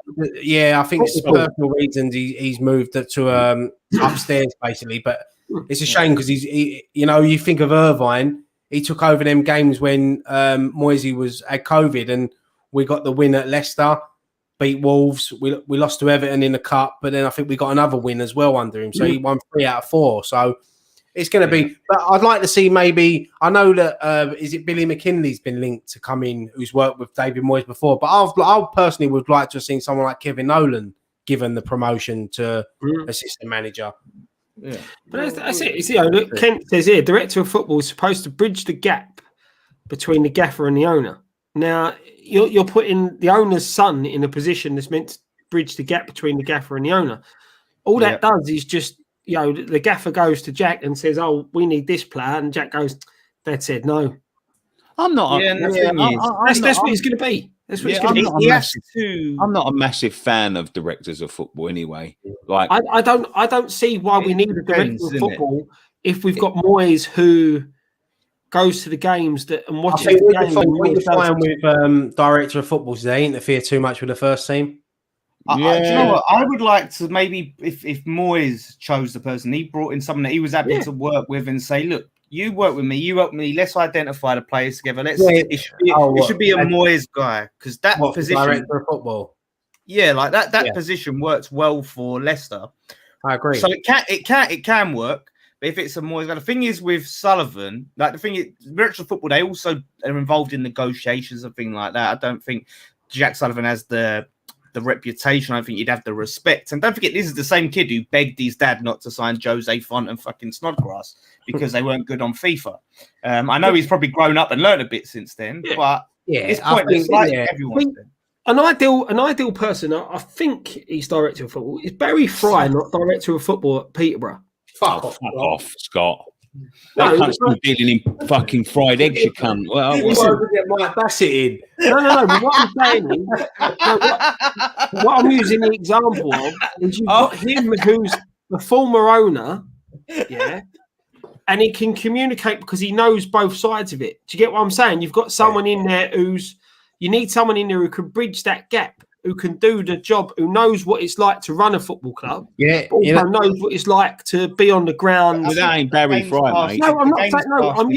I'm using the example is that's his job in that. No, I do know what you mean, Scott. Someone I think he might be a bit too old for it now, but someone like Trevor Brooking might be a good shout. Someone who's not going to be a yes man for the owners, but is also not going to just bow to the whim of the manager. Do you know what I mean? Someone who's going to mediate between the two. Is not going to be controlled by either. Who's going to look for the best things of the club? Yeah, that's it. I think if we don't get a director of football, if Moyes don't want that, get a chief scout in. Like Moyes hire a chief scout that he could. Because this is the thing with Moyes. Harry Page just said, Mark Noble. Noble, yeah, you could potentially get Noble. Yeah, he's got no real experience in that sort of side of it. The thing is, Moyes likes to be hands-on. He likes to go and watch the games himself, but there's only so many places he can be. So there's been a lot of managers down the year that have had control of the club and done well. Alex Ferguson, Alan Kirbishley at Charlton used to run the club from top to bottom. Arsene Wenger used to do it at Arsenal before they got but it can work with just the manager doing it. So if David Moyes is willing to take on that role and do everything, then I'm up for it. But they tried to get Wenger to have a director of football, and he weren't having it. He was like, "What does the director of football do? What do they do? Sometimes with clubs, and I think this works for chairman and for some managers as well. Like some managers, when they're not that serious about sort of running the club from top to bottom. And then for some chairmen who don't fully trust the manager, sometimes I just think it's jobs for the boys. I think some of these fucking things are just made up. Yeah, and that's it. Football, like it's just another. It's an unnecessary expense and an unnecessary person getting involved. Well, depending on how the club is structured, I think it's not unnecessary for every club. Can I just say, I'm changing mine to Scott saying Barry Fry and he's getting cane for it. No, Don't backtrack. I never turned around and said that's canon. No, I never turned around and said Barry Fry should be our director of football. No, what I turned around and said is Barry Fry, I believe, is director of football at Peterborough, and that's someone who's been involved in running a football club and knows the workings of Stephen Fry than Barry Fry. I never said Barry Fry, so let's have it right. I didn't say let's have it right. Let's have it right. Right. It's official as far as we're all concerned. You said Barry Fry should have been. We're going to need a bigger boat. A big one. Clip that up. No, someone you clip it up. Clip it back up, and you'll see I didn't say Barry Fry. No, we could just we'll just clip the bit where you said. Look at Barry Fry. You'll BBC edit me into saying something that I never said. There's a lot of people in the chat. There's a lot of people in the chat saying Harry Redknapp is director of football for West Ham. See, that's the thing for me. I think Harry Redknapp, he's too dodgy as well. Far too dodgy. Exactly. It'd be perfect for us. That'd be a terrible shot. I mean, I think with something like that, it needs to be someone a bit younger, someone that can be there. Finger on the pulse of football. Years, yeah. I think I know Redknapp's managed within the last sort of 5-6 years, but I think directors of football, if they're going to get involved, I'm not a big fan of them, but I think they've got to be someone that can get about quite a bit and. You know, and someone that understands the modern game. I'd like you'd say Billy Bonds, wouldn't you? If you was to pick anyone, someone like associated with a club, you'd say Billy Bonds would be a brilliant director of football, but he's not going to understand the game now. You know, he doesn't understand what football is, and he'd probably give a couple of people the way these footballers act these days. He'd probably give a couple of them a good hiding before they even got in the fucking club. I see someone mention Tony COYI. He's young. He's younger. You know, he loves the football club. I think. I think he watches football. The thing is, as well, you want someone who's got the club at heart as well. Do you know what I mean? Who understands the club. You don't. Someone just said Neil Ruddock. That'd be a fucking laugh. Imagine that. Come on, lads. We're out on the pitch tonight. Fuck the game. You can't be having a yes man, and that's the thing. I think with Jack coming in, look, as much as Jack's done good in what he's done, he's learned his trade. You know, for the way up and done the lower paid side of a football club, he's still going to be a yes man. He's not going to want to push back against his old man. You need someone who's going to push back against the manager when he needs pushing back, but also someone who's going to push back against the chairman. Someone that's arguing the case for the manager. You don't want someone that's fucking took his pants down and smacked his bottom within the last 10 years. Yeah, you know what I mean. You can't be having that shit. No, and that's what I mean. It's got to be someone who's got the club's best interest at heart. Yeah. Well, and I think what Nicky was. I think the director of football. I think it was used best for clubs like Southampton and Leicester. It was able to really go and help identify some gems and some the players like Van Dijk and things like that. Getting those in and players that are going to help the team, but also make him a massive profit at the same time. So, yeah, it all depends on how the club is structured. And I think at the moment, Moyes has done very well on his own. I think they should ask him, what do you want? Like, what do you want to have? And go from there. Let him choose. There's a bit of breaking news just come out. The Grey Goose is empty. The tea's gone cold. It's horrible. The Grey Goose is empty. Do you know what? This is a shot, actually. Someone. Sorry, I was just going to say this one. Oh, okay. Ken Ammers, Joe Cole's director of football. Right. Yeah. Come on, Dan. No. I said this, right? I actually said this a few years ago on this show. Well, not this show. One of our shows when we was actually talking about getting a director of football. And I said Don Hutchinson, and everyone was like, what? But Don Hutchinson is someone who's got his finger on the pulse of European football. And if you listen to him, there's a lot of players that he has recommended to West Ham that they passed him by on that went on to be top players. I think he would be excellent. I said I was shouting for that. And the thing is with Don Hutchinson, he's got a history of the club. He played for us twice. I remember when he was our record signing when we spent $5 million on him. I remember Nicky going absolutely mental, saying we've spent 5 million. We're in the big boys league. No, to be fair, when we signed him, he was in a really, really good vein. That was form. under Glenn Roeder. Yeah, he was one of the best. Was he not? Was he not at Everton as well? Yeah, he was at Everton and Sunderland. Yeah, it was at Everton and Sunderland. But did he play for Liverpool? He did play for Liverpool. He played for Liverpool, didn't he? Yeah. Do you know what? I think that would be excellent. But in that them couple of years when he was with Everton and Sunderland, he was in a real goal scoring rich vein of form. He was really good, really good. The only time I didn't like Don Hutchinson was when he scored the winner for Scotland at Wembley against England. It didn't count for fuck all in the end. I know, but I'll never forget that night. No, he knows. He knows. Is that true that Don Hutchinson also said Anderson wasn't very good? Yeah, well, I wouldn't be surprised. Like I said, he really watches a lot of European football, and a lot of his takes are usually right. It turns out to be right a load of times. But that's the thing. Is he someone you want as director of football? Is he someone you want as a sort of scout, a scouting player? Yeah, he could be chief scout. I mean, I think they should bring him in to work with Moyes. And apparently, he's Gerrard's number 2 at Rangers. So, what about moving Stuart Pearce? Stuart Pearce, where? Director of football. I think if we losing Irvine and then to lose Pearce as well, I think we don't want to shake up the coaching staff. You never heard of double shift, Scott?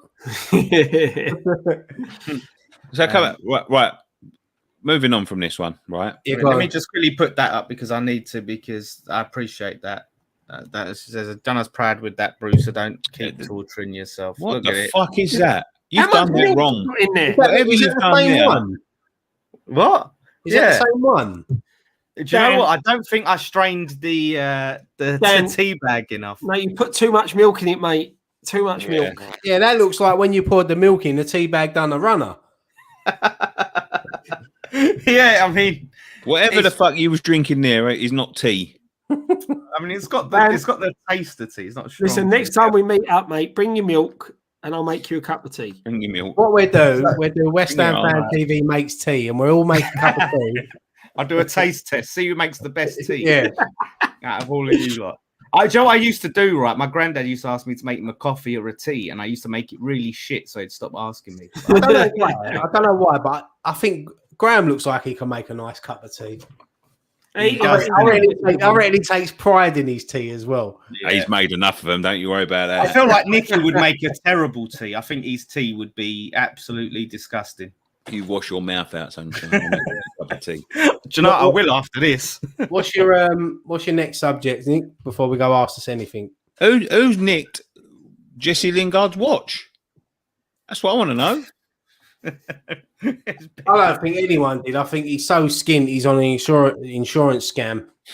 Nah, you're joking. I don't know. It's weird, isn't it? Because this is not the first time something like this has happened at the club. But something else went missing a little while ago. Yeah, but the change rooms are meant to obviously be. They're meant to have stewards there and cameras on there. So it's definitely an inside job. But I don't know. It's terrible. It's terrible. Yeah, it's terrible in this office. It's fucking shocking. Yeah. You can't go to work and leave your watch on the side without getting nicked. Bless him. Hopefully that don't sour him on East London. That's the problem. I think he comes from Manchester. That's what happens when you come to the ends, Jesse, mate. You got to tie your stuff down, son. Do you know what? There was so many people having a big meltdown. You know what I'd love to see next week? Kevin Nolan wearing a big Rolex. Yeah, someone sold it to me, mate. Did they have the old Valleys bag like we used to at football? Where you just put your valuables. Yeah, I never used to put my stuff in that valuables bag, man. That was like a lucky dip at the end. People used to put their hands in there and take your phone. Do you know what I would do? I would go back and I would look. Do you remember that time when Diop lost his wedding ring? Do you remember that? Yeah. You remember that? That was his season. Yeah. I reckon someone tried to half-inch his wedding ring.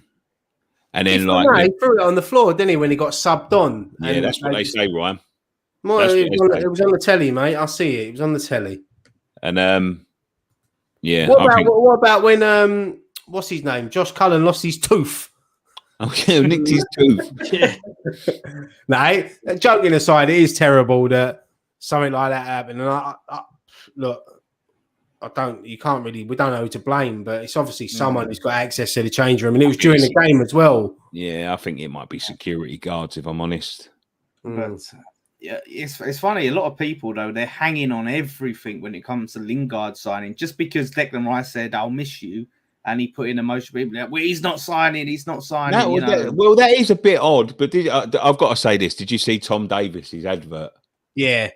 But technically, though, Jesse Lingard is a Man United player, so maybe Rice is trying to sort of put us off a bit, thinking we ain't going to sign him, but he knows that we are going to sign him. I think the thing is as well, like when it comes to the decision about signing Lingard, I don't think Rice would be included in that decision too much. Where to him, as far as he's concerned, the season's over.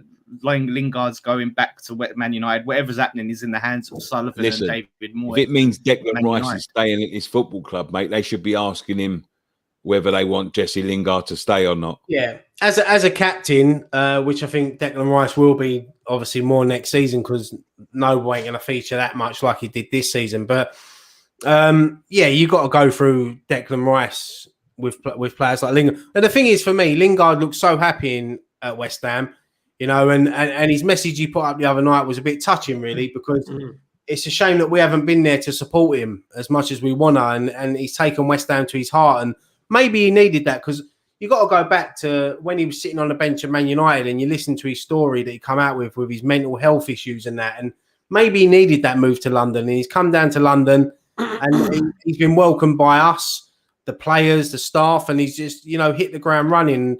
And I can see him coming back next season. It's in his hands because what's he going to do? He don't want to sit on the bench for Man United all year. He wants to play football. So he either forces a move or Man United take 15, 20 million for him or they loan him back to us for a season and he goes for free next year. So if he's happy at West Ham...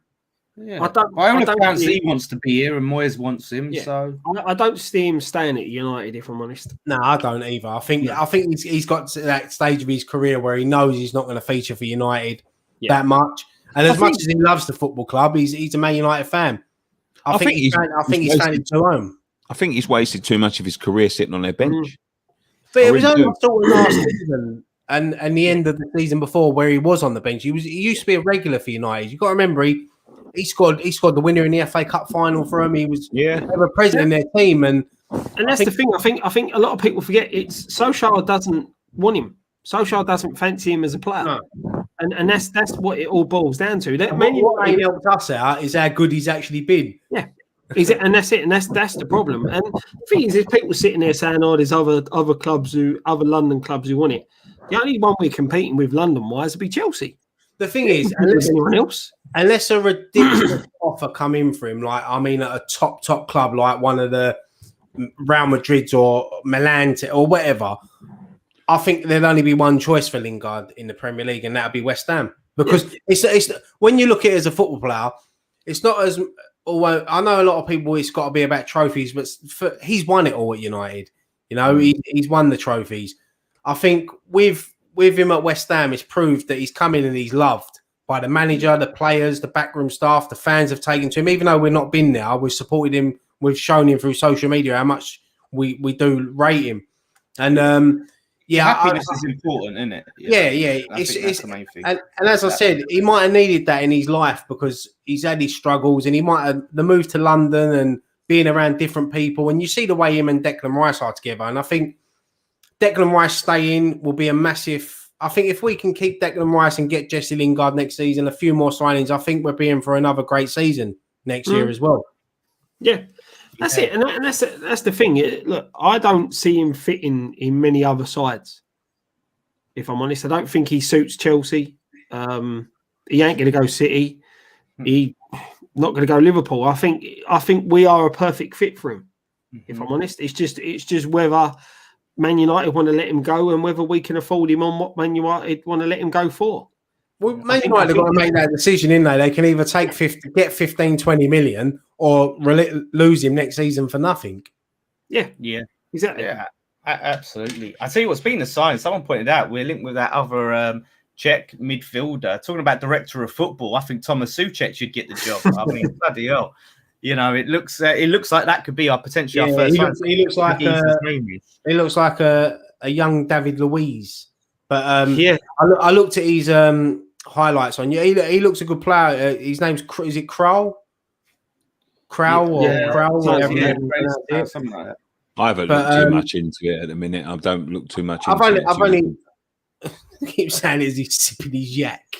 But no, having some depth in that position would be great, wouldn't it? With the European, definitely looks the part. And if we're going into a European campaign, we need to strengthen this midfield, the squad. Yeah. I mean, if Souček rates him and Moyes rates him and Spartak Moscow, but yeah, he's obviously Czechoslovakian, isn't he? So Czech Republican, sorry, they're not so Czechoslovakian, don't exist anymore. So as I said, we need depth going into the Euros. So even though we've got Souček and Rice there, and you've got Noble when his last season, but getting someone else would be excellent. I think this season we've shown that we still need backup there, because obviously Lanzini come in, done a good job, got injured. This is the thing when you look at apparently Balbuena's going out the door. Balbuena's already said he's leaving, isn't he? Yeah, so he's going. Yeah, and this is the problem. If you're losing Balbuena, I think someone else is going as well. I'm a bit gutted with Balbuena because I think he'd have been good for the European game. and that's the thing now. Where we're going into that competition, we've shown, as said, with losing Rice, Noble's on his last season, Lanzini injury prone. We haven't really got a centre midfield cover, and that's what that's something that, as much as we've got other places we need to strengthen. It's midfield is another one of them positions where we need someone in. You've seen this week. You see, I don't know if you see Benteke's Instagram post where he's training. He put the hammer sign up. A lot of people jumped on that. Marko Arnautovic as well has been linked. David Moyes said he'd welcome him back. Do you know what? I personally can see that move happening. Apparently, he's willing to take a wage cut, isn't he? Yeah, apparently he's looking to get out of his contract and he's willing to take a wage cut to come back. Look, the thing is with Arnautovic is difficult because me personally, I wouldn't want him back. I think I just think the way he treated not only the club but the fans is the main thing. But look, fans are fickle, aren't we? If he starts banging in goals and we're sort of semi-forgive him, but he would be a good addition to. And if David Moyes can get the best out of him, I mean, we was linked with Giroud as well, who's out of contract. Do you know what? I would take him. I would take him for Europe because of his experience. I think just with Giroud, I think the way we play, he'd be isolated so much up top on his own. You say that. If you look back at this season, we was crying out for someone like Giroud to come on. Yeah, I know. I agree with you, mate. I just, we need a focal point. We need someone. We need a starting striker. I'm not saying that Giroud is our main striker that we get. I mean, I agree with you. We need two or three. Yeah, I Giroud a couple of years ago, I thought was absolutely fantastic. I've said Giroud when in previews when I've done when Chelsea, when you watch Giroud play, his movement brings other players into the game, and players like Ben Rama and Lingard, if we still got him, if Giroud's up front, they will literally. They will thrive just through his movement, his intelligence as a striker. Let's face it, Scott. He's got wonderful hair. Do you know what I think? And you would know, is that the hair man? I think, you know what? If we was to get Tammy Abraham, who's apparently Moyes' main target, well, that's Moyes' main target. You got to trust the manager. I trust the manager, but I don't think. How can you turn your nose up at Tammy Abraham? Because he would be perfect for West Ham. Opinions. It's opinions. I don't think he wants to play. Me personally, he wouldn't be my first choice. Ivan Toney. I'd rather Ivan Toney, but Abraham. Moyes wants hungry players who want to play and want to prove themselves. Abraham isn't one of them. Abraham's someone who does it for the money. No, I don't agree with that. I don't agree with that because when Lampard was giving him his chance, he was taking it. And I think he's one of these players that under David Moyes could really hit the ground running. I really do. He could, but the reason why I say Abraham is who he wants. It's who Moyes seems to want the most. So apparently he's willing to pay 25 mil for him. But anyway, so I reckon if we got Abraham, Arnautovic, and Giroud, who does give us a different option, I think that's what Ryan's right. We lacked that when you look at the Everton game or where we need. Damn, with all them, we'll win the league next year. To be honest, very strong position. Tammy for 20 million, well, that's not too bad, but 40 million is a joke. No, Moyes. I think I saw a report that said Moyes is not willing to pay 40. The most willing to pay is 25. But I just think that the only way. Listen, I didn't want to sign Giroud for 20 million or whatever before. I'm happy to take him on a free. It gives us a plan B, which we're missing at the moment. It gives us enough dimension, and as Ryan said, experience. And Arnautovic fits. I think with West Ham, I know it's like getting into Europa, but we'll be an attractive football club next season. European football, Premier League football, London club, 60,000 capacity, playing good football, good players, good squad players. I think we're an attractive football club next season. But that's the thing, is like someone saying strong for you, that Nick. What about what about the players that we were linked with in the January transfer? Dakar, is it Dakar and Samir or Simmer? These players seem to fit the mold that we need. Why are we paying? Why are we looking at someone like Tammy? I don't think he fits what we need. Can we get on to ask us anything? Because I'm getting tired. I've been walking around the theme park for 2 days. My legs are going to Right, go on then. It's announced. Ask us anything time. Get questions in for the next half hour. We're all yours. Ask us anything. Ask us anything. I'll be honest, that's not bad. Whether you get him was a different story, but that's not a bad shout. This is the geezer. We had Europa League last time we went in for him, and he turned us down because he wanted Champions League football. Thought he'd get that with Arsenal, and he didn't play a second of Champions League football with them. So that does make me laugh. But you know what? I said this to an Arsenal fan. If we had Lacazette this season, we'd be in Champions League. Thing is, you don't want players to come in that are going to upset the apple cart. You don't want these big egos coming in. But then a lot of people thought that about Jesse Lingard, and look how that worked out. Exactly. So, that's the thing. You've got to put trust in Moyes in that he knows what he wants. And look, that's my opinion with Tammy. He may come in if we get him and prove me wrong. And again, as Dawson did, I hope he does. I've got to take this quickly. No mention of Lee Rigby or 22 kids in Manchester. Shameful. Millwall and Portsmouth put us to shame. Who didn't mention it? I think it's something about West Ham, the club. Oh. I think it's something like the club didn't do anything for it. Was they doing? I don't know whether anyone was doing stuff. I see him say earlier on that was scared of the backlash and all of that sort of thing, but I don't know what sort of backlash they'll get from mentioning that sort of stuff. Yeah. Listen, mate, they're huge, black spots on the calendar when it comes to sort of terrorisms and all of that sort of thing. So, yeah, definitely would like to mention that sort of thing. But there was, I think the anniversary was in beginning of the week, I believe. And it's bad. It's tragic what happened. The Manchester bombing. Seeing kids going out to a concert and that happening, it's disgusting, and you don't want to see that in any form of life. Do you know what I mean? They're people's kids, and they're innocent. They've not done anything to the world, and it's sad. But look. Definitely. What's the best wrestling finishing move? Stone Cold's done all day. Yeah, that's iconic, isn't it? That is iconic. You can't. Nah, it's got to be the fucking tombstone, innit? From the Undertaker. I don't know, man. You know when Undertaker whips you up, mate. That's it. That's the end.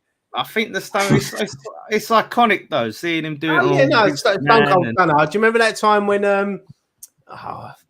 he come back and ECW taking over and he come in and get about 30 stunners in a row? Yeah. Do you know what made me laugh at that though? People were queuing up and waiting for him to do it. Yeah.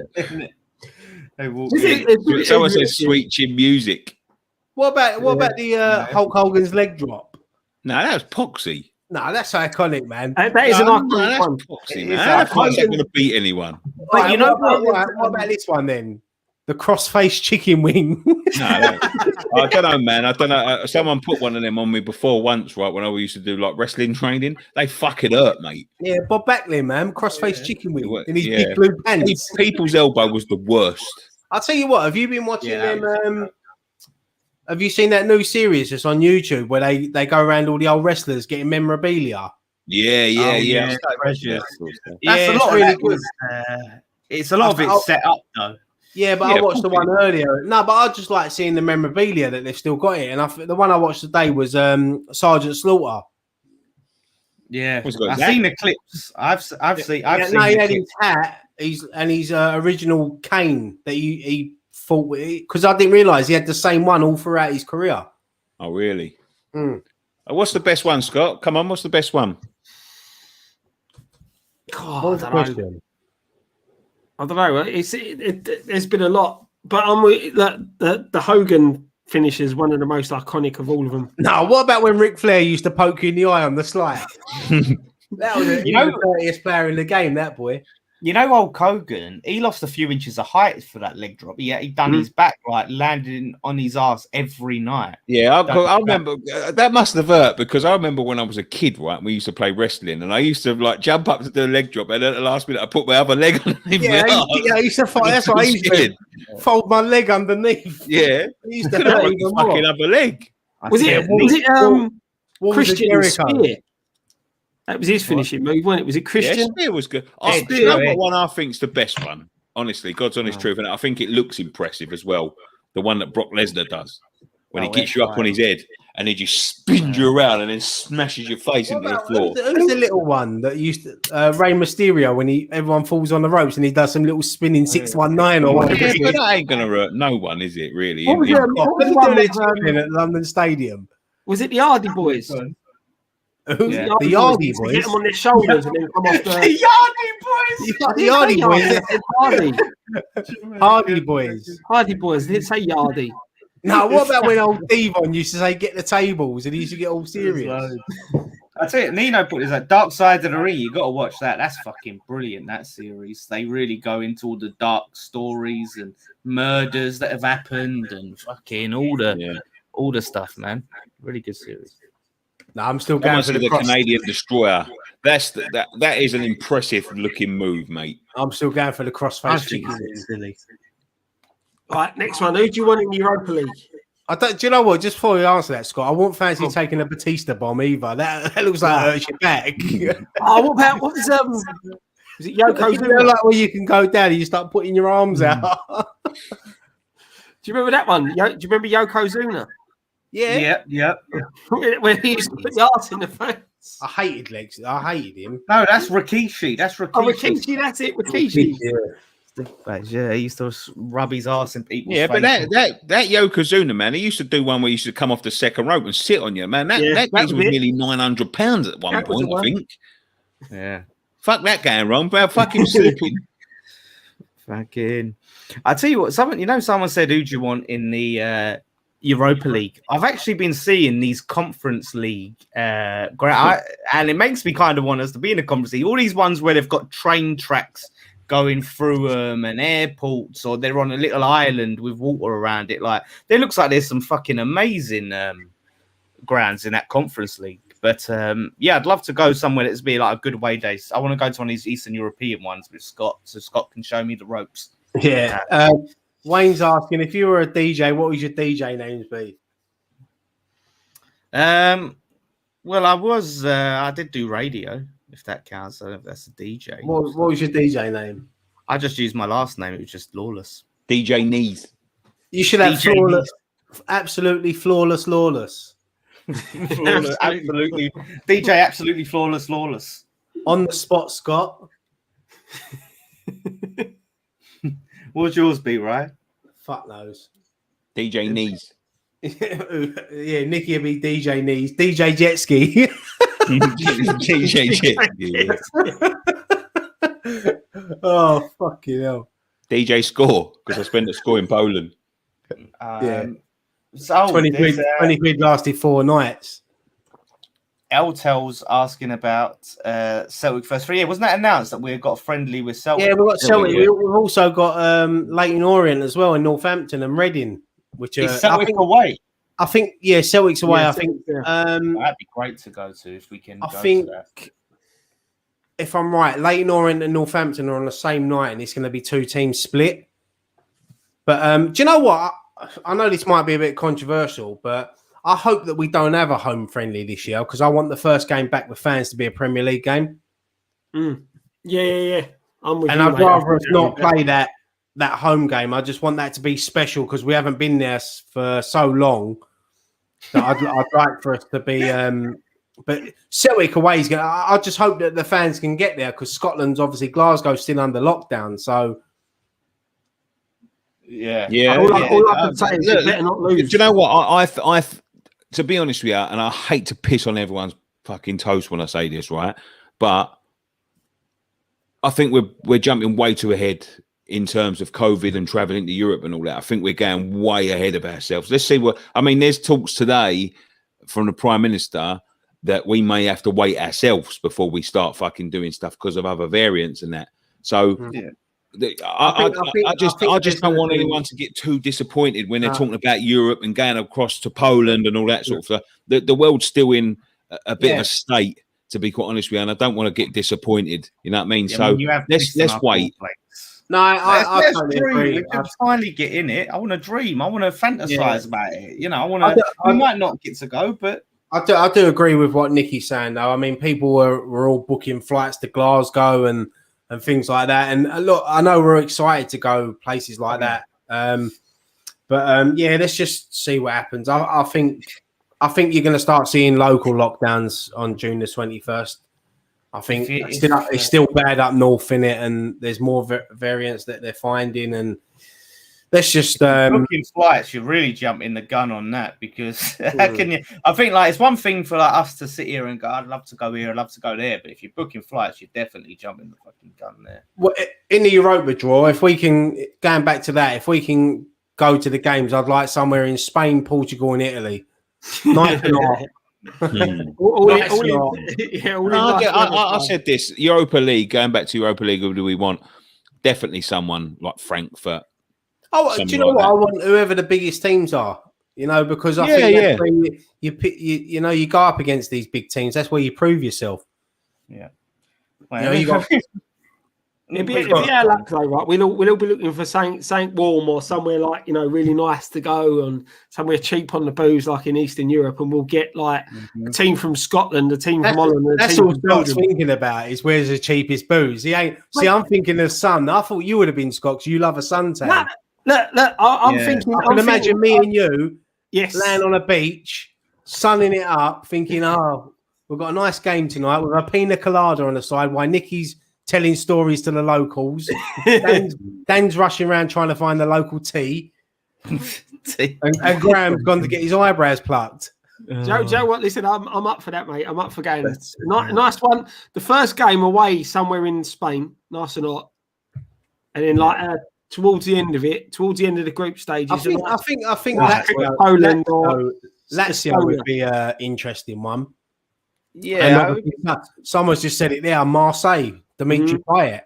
There'd be some good ones. But just to respond to this comment, shut up, Mark. I'm reading your comments. I'm reading as you're talking, I'm reading comments. Look for the next fucking comment. And some of the comments happen to make me laugh. I find some of them funny, so I laugh.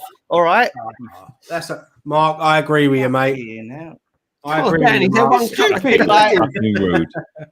Some of the we've got to read the comments, haven't we? Well, man, I'm supposed to read the comments and then people post funny comments. And then I laugh. You know what makes me laugh? Every time I look up, every time I look up and I see Nicky drinking his drink, he just looks so relaxed, like he's writing his next novel. I'm just waiting for a cigar to come out as well, or a quail pen. Mate, I'm in bits. You don't understand how much I've suffered over the last couple of days. But I tell you, mate, them theme parks, I'm in a lot better state than I would have been a year or two ago. I tell you that. Time last year, mate, if you'd gone Alton Towers, you'd have sat in the car all weekend. That's true. Oh, yeah, give me 10 minutes, I'll make you in there. They'll roll me down some of the meals. Someone asked us earlier about transforming these shows into podcasts. I think that is something that we're going to do, especially next season. I think every show is going to be available on a podcast. So it's definitely something. We're working a lot behind the scenes on things at the moment. So there's going to be a few. Yeah, there's going to be a few changes next season, and podcasts are definitely going to be one of them. Yep, absolutely. Chris Schaefer, this rolls into my last comment. What's your favourite roller coaster? Do you know what? Mine's got to be Tower of Terror in Florida. Log ride at Southend. I don't do many roller coasters. So all I think is the Log River ride in Southend, because roller coasters aren't my thing at all. Over here, I'm probably going to say Colossus or Air. I like what's the one at Fort Park? That's Colossus, the 10 looping one. Nah, the one that's over in about 10 seconds. You queue up for 3 hours and it's over in 10 seconds. Like you shoot straight off, you do one loop and it's over. I can't think of the name of it now. Can't think of the name of it, but you queue for 3 hours and you get on it for 10 seconds. But I love that thrill of, like, you know, when it just shoots off, because there's a ride in Florida as well, the Aerosmith ride, which is exactly the same. Someone said Stealth. Is that it? Yeah, it might be Stealth. It might be Stealth. You go up and come down. Yeah. It's literally like over within seconds. Yeah, I'll tell you, that Smiler's something else. That Smiler's quality. Yeah, that's something else. But I like what did I got? The Harry Potter one's really good. In the States. I'll tell you what, though, Nick, me and you had a good time on the teacups that year. Yeah, mate. And spinning around in our on the carousel. Yeah, laughing at each other. Dan, I'm slowly thinking you don't like roller coasters, mate. Nah. Come on, Dan. Honestly. Come on, Dan. As Ronnie Keaton said, life is a roller coaster. You gotta ride it all night long. I like the tame ones. I think there's a forfeit coming up there for you, Dan. If Whoa! Forfeit for what? What am I forfeiting? I'm sure we'll find a reason to give you a forfeit. Nicky still owes like 3 forfeits. Yeah, I owe one. Yeah, Nicky did one like 2 years ago. That's accrued interest now, Nicky, because it was like 3 years ago. Yeah, but that ain't my fault that the fucking well shut down, is it? Oh, Mark's just chucked one in there. I won't pull it out because you got that comment, but he said the Hulk in Universal. Yeah, that's a good one. That's a good one. Someone said, "What's your favourite muffin?" Triple chocolate. Oh, that's a fucking question now. Chocolate. Yeah, I like a nice chocolate muffin. Oh, hello. We all like a bit of muff. Muff diving. Is it? What's the time? It's past 9. I can say that. Ben Bing said, "When was you most drunk?" I think that the time that sticks out for me was probably in my early 20s when I went to Notting Hill Carnival, and I was at this sound system. I had such a great time. I was by myself. I was at this really good sound system because I like reggae and that. And I was drinking these Guinness Foreign Extras for £2. Guinness Foreign Extra is a strong version of Guinness that comes out of a bottle. So it was £2 a bottle, chucking them back. Then I met up with my mate, went to the Earl of Essex in Manor Park, which ain't there anymore, my granddad's pub, drank a load more Guinness. Then there was Malibu. There was a club in Manor Park called Malibu that was open till 6 o'clock in the morning. Went in there and drank more Guinness and I just got ridiculously worse. This is like that story that they told on Superbad. No, the one where it's going, yeah, and then we went to the Titty Club and we got right in. Yeah, definitely got in. That's what happened. Like, I just had to listen. I get concise. I like to just get to the points because I don't want to keep everyone here all day. So I go right. Don't beat around the bush. You just get straight. Yeah, it was a misty evening when we was queuing up outside Malibu and Malibu. Funny Malibu. I got another story about Malibu. I was drinking some Malibu on a Tuesday, but. Oh yeah, getting into the club. Look what, I'll be a perfect fisherman. You just don't know how to spin a yarn, man. That's the problem. No, but The thing is, Nick, listen, I can spin a yarn, but I realise we're live and like yeah. I've got loads of videos on my other channel where I really spin some yarns. I do. What's your other channel, Dan? What's your other channel, Dan? Give it a plug. Dan You also Damo got Jace. other fucking videos on that channel where you eat hot chips. I was all the watching time. your video the other day. It still makes me laugh. I think that's the best video you've ever done. Was What's the that? the Strowman. no, the 80s, like what was it? You know, like when you do the intro video when you go. Oh yeah, I love that because it reminds me of something like from the 80s, like the intro video when you just like you have a drink and you're like that. Yeah, And what I love about that is Jace is so pissed he can't even open his eyes. it's like that. It's like one you of and them. Damo are just like, professional, and then Jace is like, Do you know, I had no idea I was going to make that until after the fact. I'm looking at the footage and I go, what the fuck am I going to do with this? I couldn't edit. I was supposed to do a vlog. I'm no good at vlogging. And I thought, let me just fucking do this. And I had that shot where it pans out, you know, where it zooms on the fucking chalet. And it looked like those shots, you know, how they always show the outside shots. And that was good fun making that. Believe it or not. Candyman wants to know, what's your best garage tune? Mine is, I love Show Me Love. Do you know what? In fact, that come on the radio earlier and I still popped it. I love Show Me Love. I love that song. Is that pre-garage though? Is that, would you say that's just if that was? Yeah, I love old school garage. I mean, me and Nikki used to go out. I mean, I'm sure you did as well, but when me and Nikki used to go out together, it was when that old school garage was starting to really get popular. And we've had some good nights in what was the club we used to go in Romford? Time and Envy. Time and Envy on a Thursday school night. But and the Village Wine Bar. Yeah, Village was good. I used to go one in Ilford before it was the venue, wasn't it? Venue, yeah. Yeah, Fifth Avenue. Creed on the make. Yeah. I like that song. Do you know what? I can't even remember what it's called now. I ain't listened to garage music in time, mate. I used to love Flowers as well. Flowers, yeah. Hello. Does that what's that song? Ooh, you're moving too fast. Does that count as garage? Yeah. That's a garage. I really liked that song. That was a good song. That was a really good song. Yeah, here's a fun fact for you.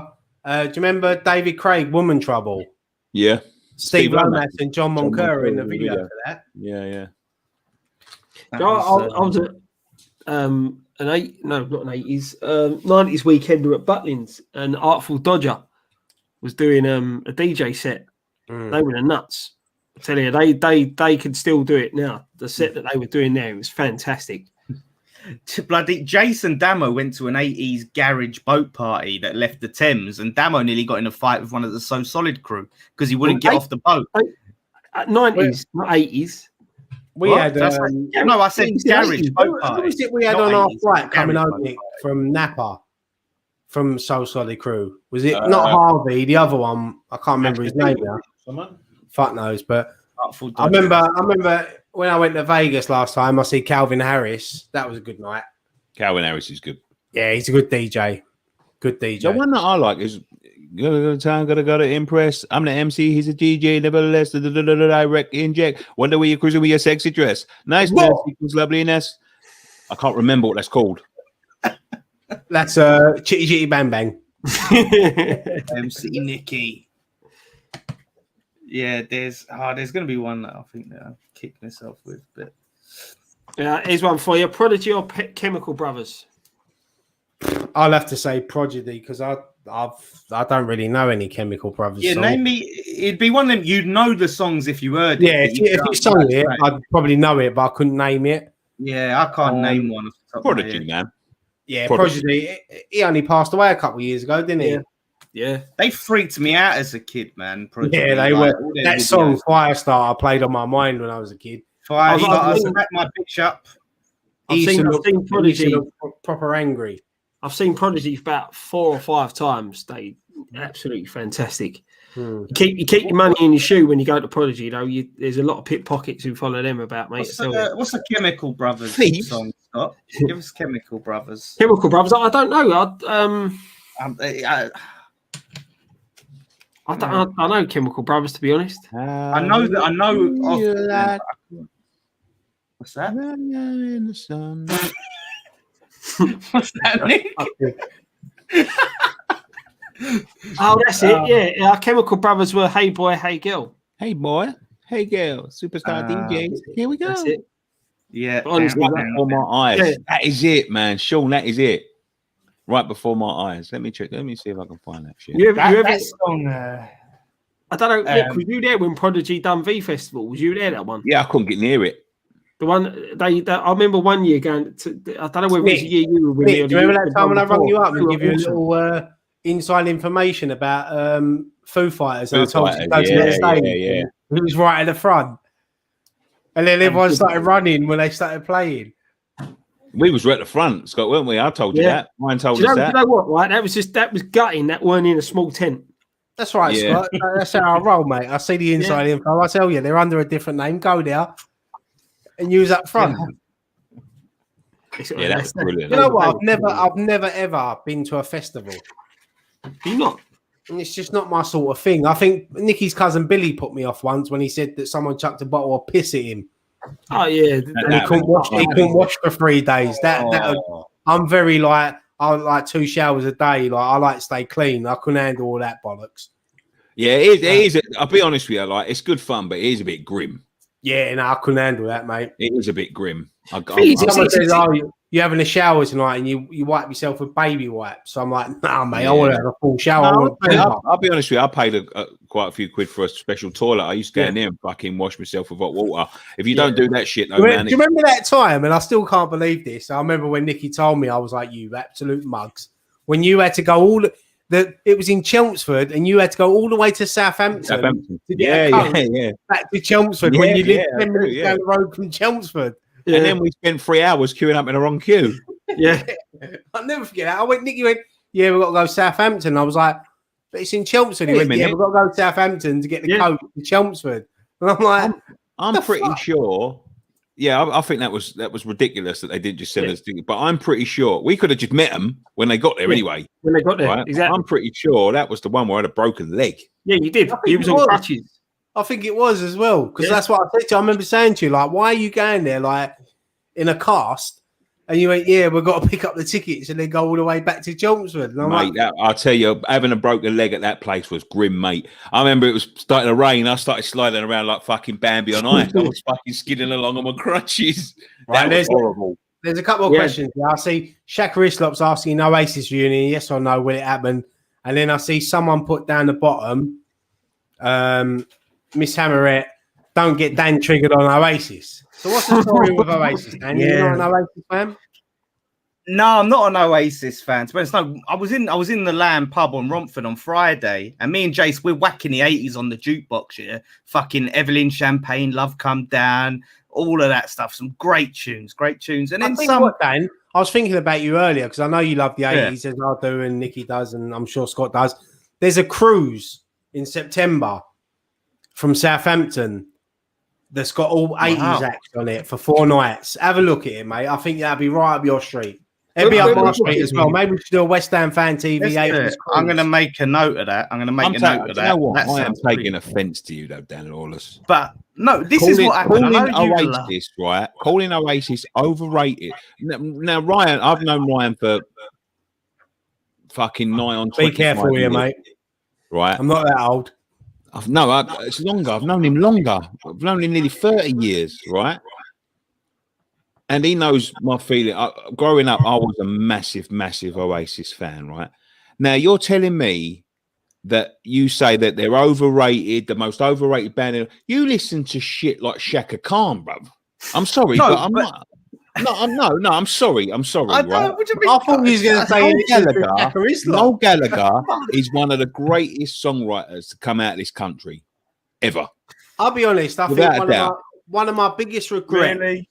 I think one of my biggest regrets, because I like Oasis, and I think one of my biggest regrets was when the time when Nicky was working at, I think it was Wembley, and he offered me tickets to go, and I didn't go. And I think that's one of the biggest regrets, because Oasis will never, ever get back together, I don't think. Well, he said he would for 100. Noel said he would for 100 million. If they got paid 100 million, he would would pay him 100. I do like Oasis. I remember when they filmed the video over Millennium Mills, and I remember how mad it was over there. And they are a good band, and I know they had their battle with Blur at the time, and it was either Oasis Blur were or far Blur. fucking better. How can all of you Southerners sit in there, you sellouts? One of the Blur's greatest music. I'll tell you one ever been story about written. Blur, and I think Nicky's mum might still have the picture. They didn't they take a picture in your mum's calf, didn't they? Yeah, they did. They did. Has your mum still got that? And look how you Yeah, portrayed yeah. them. Nick. Look how you portrayed them, eh? Where were Oasis in your mum's? Yeah, calf? but then Nowhere near but it. then what you got to remember though, David Albarn did go to the Gorillas, so he sold out a bit. No, but look, this is the thing. Like Blur's music was more fun. It was more upbeat. It was more lively, and that's the thing. Blur's music was good, man. I ain't saying Blur's music weren't good, but Oasis were better. Oasis There's were a, better. there's, there's a reason that Oasis was still banging out tunes after 20 years, Dan, and Blur weren't. Like Blur were good, but one thing I would say because though, Oasis didn't know whether to overstep their welcome. they are very talented songwriters, but they're not the greatest singers. No, they no, can't. no, They but can't. it's not. But then again, most of the time, it's not always about the voice. That's It's what I'm about saying. the They're good. They're great showmanship. songwriters. I could say the same about Robbie Williams. Hasn't got the greatest voice, but he's a great entertainer. Great entertainer, yeah. But what I'm saying is, when it comes to Oasis, it wasn't always about the voice, but the show and the showmanship. I think personally, Liam Gallagher's one of the greatest frontmen of all time. Someone's just Oasis or a Beatles tribute band. I mean, look, you can't even compare the Beatles and Oasis, man. Beatles were on another level. Yeah, but that's what they copied. They pretty much copied the formula. And who doesn't, Dan? What band have you ever known that doesn't take but a lot inspiration from somebody else? There's inspiration. Like, let's talk about greatest frontman. Like Liam Gallagher don't even come in the top 10. But my point is, here's the thing: is right. I'd be ambivalent on Oasis if people didn't rinse it so much. Like I said, it's Friday night. You want fucking good vibes. You want to have a dance. You want to have a live. People are going, "Oh, today is gonna be the day where they're never gonna throw it back you to you." fucking sad. Sorry, Dan. No, mate. No. Listen, if you're ever in a festival or a crowd and someone starts singing that, you just get caught up in it. You can't just concentrate on them. What about Morning Glory? Yeah, a lot of their Champagne Supernova. Supernova. It's but boring. It's for laddie lads to sit there in their bedrooms and go in the you will find me. Boring. If you're talking about frontmen, Freddie Mercury's the greatest of all time. He's the greatest of all time, but he's the greatest. Liam Gallagher's up there. Kurt Cobain better. When I listen to Queen, they're another level. Queen, they are honestly. Yeah, you know, I went to see Queen at the O2 a few years ago, and Adam Lambert was obviously the lead singer, and I thought to myself, he's not going to be that good. But honestly, he was really good, and obviously Brian May. Do you know what? I never knew how much of a good singer Brian May was. Yeah, he's very good. He was fucking really. He come on and sung maybe it's because I'm a Londoner, and he was unreal. But yeah, it's a shame that like Freddie Mercury left us so soon because he was. You can't compare Freddie Mercury. He's the greatest frontman. That's a front man. You know, Liam Gallagher stood there with his Parker and his shades on, with his hands behind his back, giving it all of that. You know, it's different. It's all different. The thing is, when you look at bands that are around now, you've got to say Dave Grohl. Dave Grohl's one of the best leads. He's better than Liam Gallagher. He's better than Liam Gallagher. I think I love Dave Grohl, but I think Dave Grohl talks too much. You got to look at when you talk about the greatest, you got to talk about Shane at Westlife, Ronan at Boyzone. You know, no, fucking. Who we having, Robbie or Gary from Take That? I'll say Robbie. Fuck Gary, I don't like him. But get Gio in here. He'll tell you. Yeah, do you know what? Someone, as they call it, snitch tagged Gio in my tweet when I done the tweet about you, Oasis. I was like, look, Gio, look what he said. I think we should have a Gio versus Dan Oasis off. No, right. I've got to say this. I'll be honest with you, Dan. I love you and all of that sort of thing, but your taste in music, mate. When you're talking about, my all-time favorite band, dismissing them, and you're sitting there listening to fucking Aha and saying that's a great tune, then no. Hey, Nick, whoa, hang on, Nick. Don't sit there and start slating the 80s because I've seen you cut the rug. I've seen you cut rug from like you dance to it. I love music. I remember you pointing at me. You pointed at me across the dance floor going, "Take on me." I love it. I love it as a novelty. I love it, but there's nothing fantastic to come out. I don't. Fuck off. Nothing fantastic. The Smiths. Have you ever listened to the Smiths? Right, the Smiths. Have you ever listened to the Cure? Yeah, that's shit. I fucking hate the Cure. Fuck off, Joy Division. How can you say there was nothing good to come out of the 80s? Iron Maiden. There was a lot. Come on, man. Hang on. There was a lot of good. I'll come out of the 80s. I'll tell you what, right? Yeah. Listen, what we'll do, we're going to set up a West Ham Fan TV trip to an 80s night and a 90s night. And we see which one we enjoy the best. A lot of people, I've got to say this, a lot of people are saying that I like Jedward because I don't like Oasis. Oasis are pop music. They're soft pop music. Don't sit here and act like I'm not fucking... Listen, the Smiths actually had they had more lively tunes. And that was proper good songwriting. Really good songwriting. I like proper music, right? I listen to the 80s when I'm out dancing. That's what I want to listen to. I listen to like reggae is my main genre, but I listen to a lot of bands.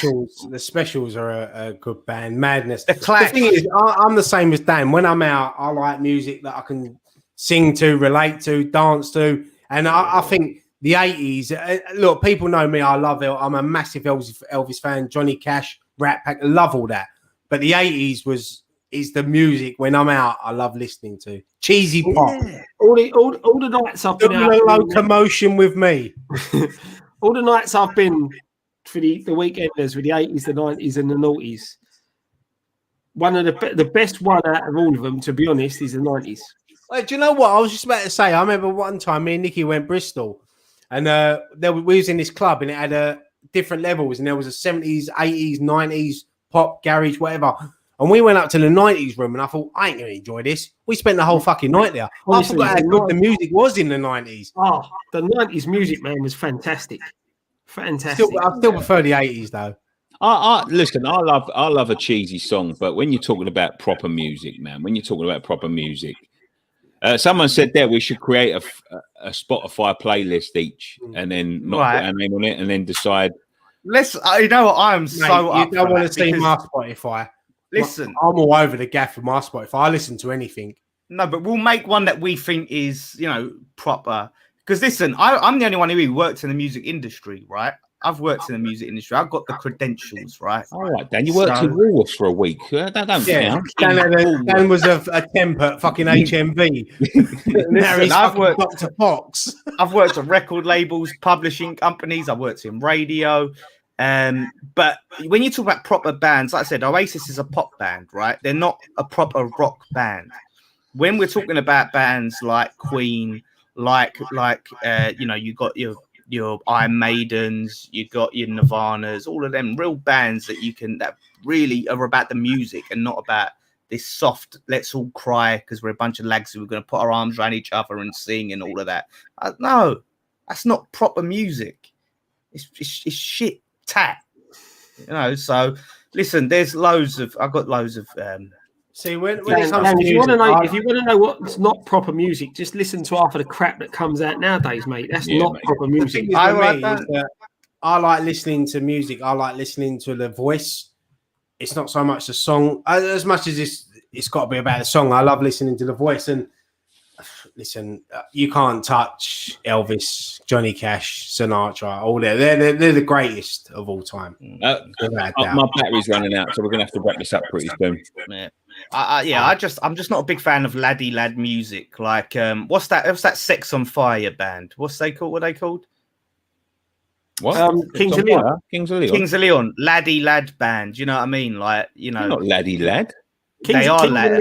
Kings of Leon are famous for one song and then got the arsehole because people only knew them for that one song. No, they've got, to be fair, they've got a lot of good songs. They have now, but that song have made them then. famous. No one mentions the Osmonds, someone said. The Osmonds. Listen, people keep saying UB40. I'm going to offend more people. Listen, I'm a reggae fan, yeah. Ratting my Listen. kitchen. No, That Dennis was a Brown, thing. Gregory Isaacs, Peter Tosh. If you're going back, Yeah, Dan I think- dismisses UB40 as reggae, but they're a cover I band. think, They're a cover band. fuck They're off. a reggae cover band. Fuck off. They're a fucking reggae cover band. Don't get me wrong, Dan, but a lot of people's hits come from covers. Even the Beatles, some of their hits Yeah, but come most from covers. of their hits come in covers. Yeah, Come from covers. a lot of them, Dan, but they put Dan, their did own you spin on know- it. But they have did you got some know- bangers.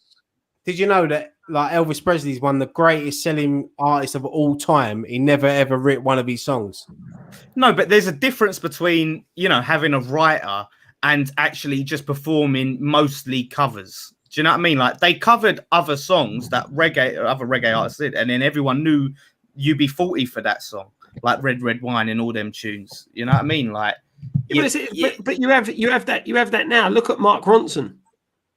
Mark Ronson done the thing with Amy Winehouse, the Valerie. They covered the Zootons. No one remembers the Zootons, and it was a Zooton That was a great song though, Scott. Amy Winehouse. Yeah. Great. What a talent. It was a Zooton song. But you can say that about a lot of bands. A lot. So many would cover them, and you don't even know they've covered them. I just think that it was most of their music was covers. So come on then, most Dan. of their music. What's your thoughts on Michael Jackson? A couple people have asked this. Just say thanks for the super chat as well. Sorry. Thank you for the Thank super you, chat. thank you for super chat. Really I appreciate was that. listen, I was the biggest Michael Jackson fan. I was fucking huge. I went to the Michael Jackson history tour. Oh, fuck mad me. on him. Ashley, if you Soured ask on the him as I question got one more older. time, I'm going to have to block you, mate, because this is getting ridiculous. What? It's No, just go saying on, the go on, same take thing it. over and over again. Don't spam the chat. Yeah, go on. I was a had, big fan. Soured Yeah, on him as I was got a older. massive Michael Jackson fan. I had tickets for his obviously his last tour at the O2. I've still actually got my ticket. I kept my ticket for it, and yeah, I love Michael Jackson. I love all his songs. I could listen to him all day long. I know people got their opinions on him, and yeah, I just think of the music. You know, Yeah, Michael Jackson for me is one of my earliest memories of music. Yeah, it was one of my first albums. Yeah. I think it was the first album I bought as well. Yeah, Yeah, I had yeah, all the bad. cassette tapes from when he was a the kid. Thriller, Thriller album was unreal. Bad I was, think- I I think think- Bad was the first album I had bought for me. I was a big, massive Michael Jackson fan. Massive, huge. You know, the Jackson is the reason why now you have music videos. You know, it's because he done that, what he done with Thriller. Michael Jackson's the reason why I don't music videos. dance, because I'm not going to get anywhere near his level, so I just stay on the sidelines and tap my foot. I do the Graham tap. he was unreal. As a performer, as an artist, as a singer. You know, you go back to the Jackson 5, his voice was unreal. I listen to Ben sometimes, and you listen to the pure Michael Jackson, his voice, before he was dragged all over the place, and he was unreal. Again, it comes back to an artist having variety in their music. Unlike Oasis, he could do the sad songs, he could do the dance songs, he could do the songs with a bit of oomph to them that you can get. What's your favorite? What's your favorite Michael Jackson song then? Do you know what? The one I really like, I really like One Day in Your Life. That one gets me emotional. If I want to sit there, but I love Don't Stop Till You Get Enough, or if I'm dancing. If I'm Don't Stop Till You Get Enough is a great one when you're at. But One Day in Your Life. I think my favorite would be Man in the Mirror. Love that song. And Billie Dirty Jean. Diana. Billie Jean. Do you know what? I hate Dirty Diana. I hate it. Diana was good. Billie Jean is a classic, but Billie Dirty Jean. Diana. Right. Smooth Listen, Criminal. when we Smooth was Criminal young, was a tune as well. right? When we was younger, growing up, all the way from 18, even up to today, Ryan knows he is at. and he's looking for me because he knows I'm sliding. I'm sliding in there. Whenever, if I couldn't find Nicky in a nightclub, I go up to the DJ and say, "Play Billie Jean." As soon as that come on, wherever he was, he comes sliding on the dance floor like a fucking little Michael Jackson, tapping his foot, flipping the hat. The old. Honestly, mate. Anytime that beat comes on, you know where I am. Yeah. Jace had one of them new era hats back when we was going Maguire's and Ilford, and anytime that used to come on, he used to take it, do the Michael Jackson, fling it to each other. He'd do it and do the hat, and we'd be flinging it back and forth and doing the dance to Billie Jean. We used to one of my good mates, Toby. He likes to be called Toby now. I know he watches, but when we couldn't find him in a nightclub, we used to put what was it, Usher, yeah on. Yeah. And you see his hand, but the thing is, you see his hands at the top of his head. And you'd find him. Yeah. Matt Powell saying, please say you got a video of Nicky dancing to Michael Jackson. Do you know what? When we used to go out, we weren't really into camera phones. There wasn't really camera phones back then. I'm glad for some of the hairstyles and the clothing choice back then. I had a yellow YSL jacket. Like I used to go out in my school trousers. I was so young. I used to leave my school trousers on. And but I'm sure that when we all get back together and Pop World opens, I'm sure there's going to be a few videos going around that night. Do you know what I should actually do?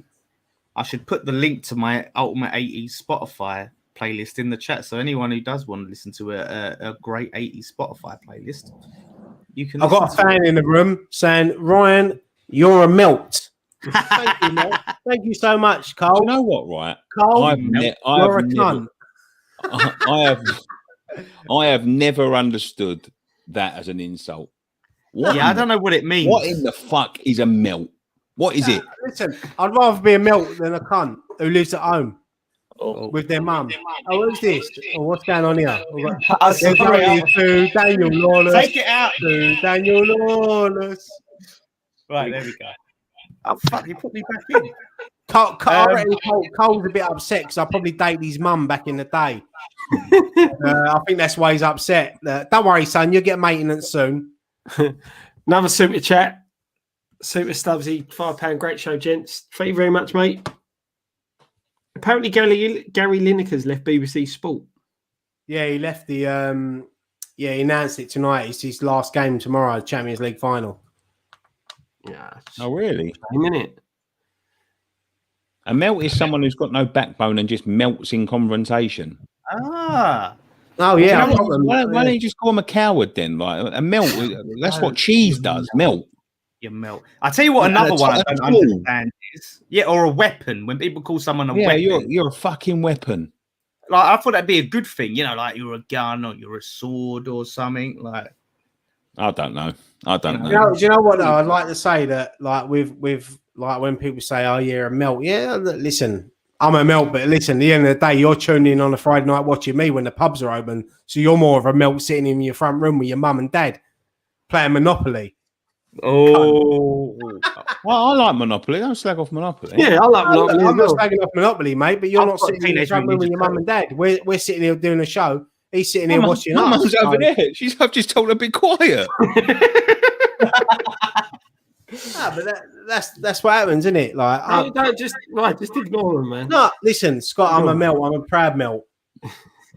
You melt. Right, let's wrap it up because my battery's going to go any second. It's blinking at me. Sorry. Is it Dom? Oh, no. Here he is. DJ Dom TV's in the room. One of my favourite ones, just lastly, there's this great time when I took Damo, me and Damo and Jace went to my uncle's pub, and I brought Damo in, and there was this local called Tom, really big guy, and Damo was saying something, and he turns around and he looks at him and looks at us and goes, "Who's this dry lunch?" And we just fucking burst laughing. And Damo was like, "What's a dry lunch?" You are a dry lunch, mate. Well, I love that one, a dry lunch. That's a quality one, that is. Dry lunch. Fucking, that was he always said that's the first time I heard it was when he used to say it, "You dry lunch." Did anyone watch the Friends reunion? Nah. I hated Friends. Friends is like the oasis of sitcoms. Oh, wait, let me get him out. Let's get him out of here. Fuck him. Fuck Dan. He's crossed the line now. No, I watched it last night. It was good. Mm. It was good I to am watch it. interested to see the reunion though, just because of to see how it was a cultural. You know what though? I phenomenon. didn't realise that at that time, Jennifer Aniston, and they admitted it's the first time they've admitted it, that Jennifer Aniston and David Schwimmer were actually in love. They fancied each other, but they couldn't. And like when they kissed for the first time in Friends, that was real. It was weird. It was mad watching it. So why couldn't they get together then? Because they was with people. I think Ross, I call him Ross, but David Schwimmer was actually with someone. So, and fair play to him, because fucking hell, she would be hard to turn down, Jennifer Aniston in her prime. But do you know what? and If they got together, I don't think they she ain't aged a fucking day. Yeah. no, they all look good. Bosses. She was good in that. Yeah, they all look look good for their age. You know? I can't believe it was 17 years ago. Yeah, mad, isn't it? What's the one where she's has to pretend that she's in the family where they go to Mexico to get the drugs? The Celento Candiante. What's the film called? Towers. That's it. What do you mean? That's it. That's it. Towers. No, Bevet. what is it? No, it's not called Towers. Isn't that the one? No. Obviously, you ain't gonna watch the reunion, so I'll get a little spoiler here. They showed a clip where We Are the Millers. Sorry, they done a scene where, I don't know if you remember it. It was an episode where Chandler and Joey were fighting over the settee, who sits where. Yeah. And they showed it where Joey, like Matt LeBlanc, run, and he actually dislocated his shoulder. And they showed that in the reunion, and they had to write that in the script, and they had to rewrite another episode before they went back to that one. So it was good to see, like, behind the scenes and that. It was very interesting. Oh, I would say about Friends is I liked Friends, but don't rewatch it. I do. I watch them all the time, mate. My daughter loves it. Me and my daughter. I don't think it holds up that well now. But you get all the snowflakes saying, "Oh, look, there's fat shaming with Monica and this and that." Oh, yeah, but that's that. I just found it that really poor American comedy that was just very ham-fisted, no subtlety at all. I'm the same as you. I'm not American comedy don't really entertain me, but yeah, there's something about Friends. I think it's the like Ross and Chandler, and I think they've got different characters. And do you know the thing as well that put me off of Friends? When I was living with my ex, she was staying with me. Friends used to be on E4 every day. So what they do is they play the first episode through to the last episode, 2 episodes a day. Then what they do once they start again. So I had to fucking watch the Friends through over and over again, and I got so sick to death of it. It's the same as Comedy Central, mate. They just replay it over and over again. But I think Nicky's batteries died. We've gone on for 2 hours, 37 minutes. Fucking hell. Yeah. That's a long one. This is the longest Friday night pint, I think. Yeah, well, it's awards night, Scott. It's awards ceremony. We've got the after party now, so stay with us for the after party. I'm only joking. I'm only joking, by the way. Graham might turn up to the after party. Yeah, hopefully we'll get together soon, with and we'll film. Yeah, we'll meet up and we'll do a proper end of season review. Tonight was just about a bit of a laugh, but we'll talk about it a bit more in depth about it, and we'll leave it there. I mean, do you know, I was just about to say, stay tuned for the watch along, and we ain't got no games. It's weird, isn't it? So we'll have to fill the week out with some videos. We've got some stuff coming up over the next few weeks on the social. We'll have what else we got? Music. You know what I've got coming up, right? I'm gonna film West Ham Weekly. Jace coming around tomorrow to watch the Champions League, but we want to film our Jace's end of season Lingard review, because he was massively against Lingard. He said he'd flop. And every time he scored a goal, I'd say, what do you think? You go, oh, well, we have to see what he does. And then when he started really hitting the ground running, Jason was like, are you going to admit you're wrong? And he said, I'll give you my end of season review. So I'm going to give him on video. I want him to admit he was wrong. I want to see if he admits he was wrong about Lingard, because he hasn't done it till this day. He has not admitted he was wrong about Lingard. And if he don't admit it, it's going to be some fireworks. I'll tell you that for free. Yeah, no. We've got some stuff coming up over the next few weeks. hopefully got some ex-player interviews coming up. There's a few things we're working on behind the scenes. And yeah, look, on a personal note, I just want to thank everyone that's stuck with us throughout the year. It's been a difficult year. There's a lot of fan channels that have worked hard this year.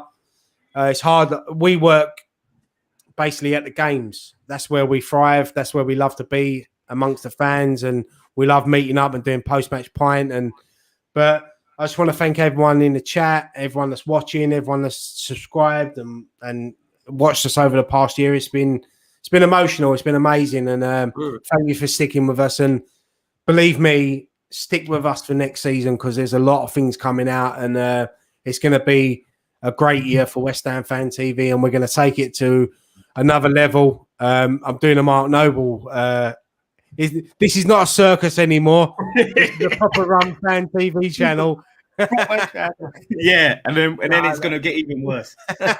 No, we can't wait to get back to the games next year and meet everyone and get the fan cams back up, post-match pint together, and it's been a great night. But if you boys want to add anything before we go? Just to say, I've really enjoyed the community that we've built here. Some just great people that are here quite often, and the interactions. Yeah, I really loved it, and we will where we can continue the watch-alongs in some capacity.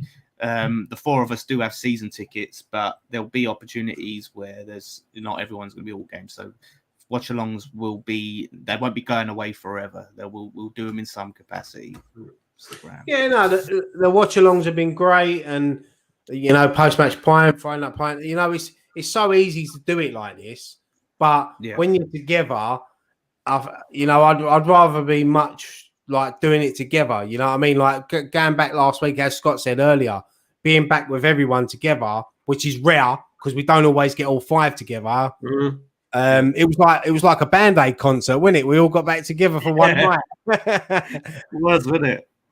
Joe, that's it. That's the thing, getting back to what we normally do, and hopefully we get the opportunity to take everyone with us when we go on a bit of a European tour.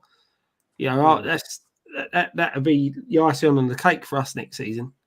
And I said it's just getting back to doing what we do and getting back to the games. And look, I love this show that we do here, and I want this show to continue. The watch-alongs as well. Yeah, Friday night pint will continue, and we've got some things hopefully lined up to do a live one, which we want to do because we want to get everyone that supported us this year through Friday night pint down to the pub where we can all have a good night, do a Friday night pint for an hour, turn the cameras off, and then White gets on it and have some 80s music, no Oasis stand.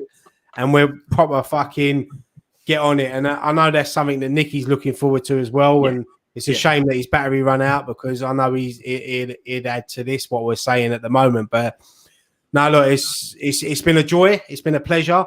But this ain't the end. We're going to carry on through the preseason, through Euros, through transfer deadline or whatever updates. And make me emotional. Mate, I was it's tough because we were so used to seeing each other every week, and you do take it for granted because you think of that last time we was together when we was at the pub after the Arsenal game, and none of us knew what was happening, so we all said goodbye and see you next week, but no one knew then that I was going to go a whole year and 14 months before I see you, Scott, and you, Dan, and Graham. I haven't seen since my wedding, and that was in December 2019. Nikki, I've seen a couple of times. Last time I saw you was after the Arsenal game, wasn't it? We had that. Yeah, that was the last time we was out, and we took it for granted. We thought, this is going to all blow over. But I think that when we do meet up, we're making the most of it. Yeah. Absolutely. We definitely. We won't be turning down drinks that people send to us on table.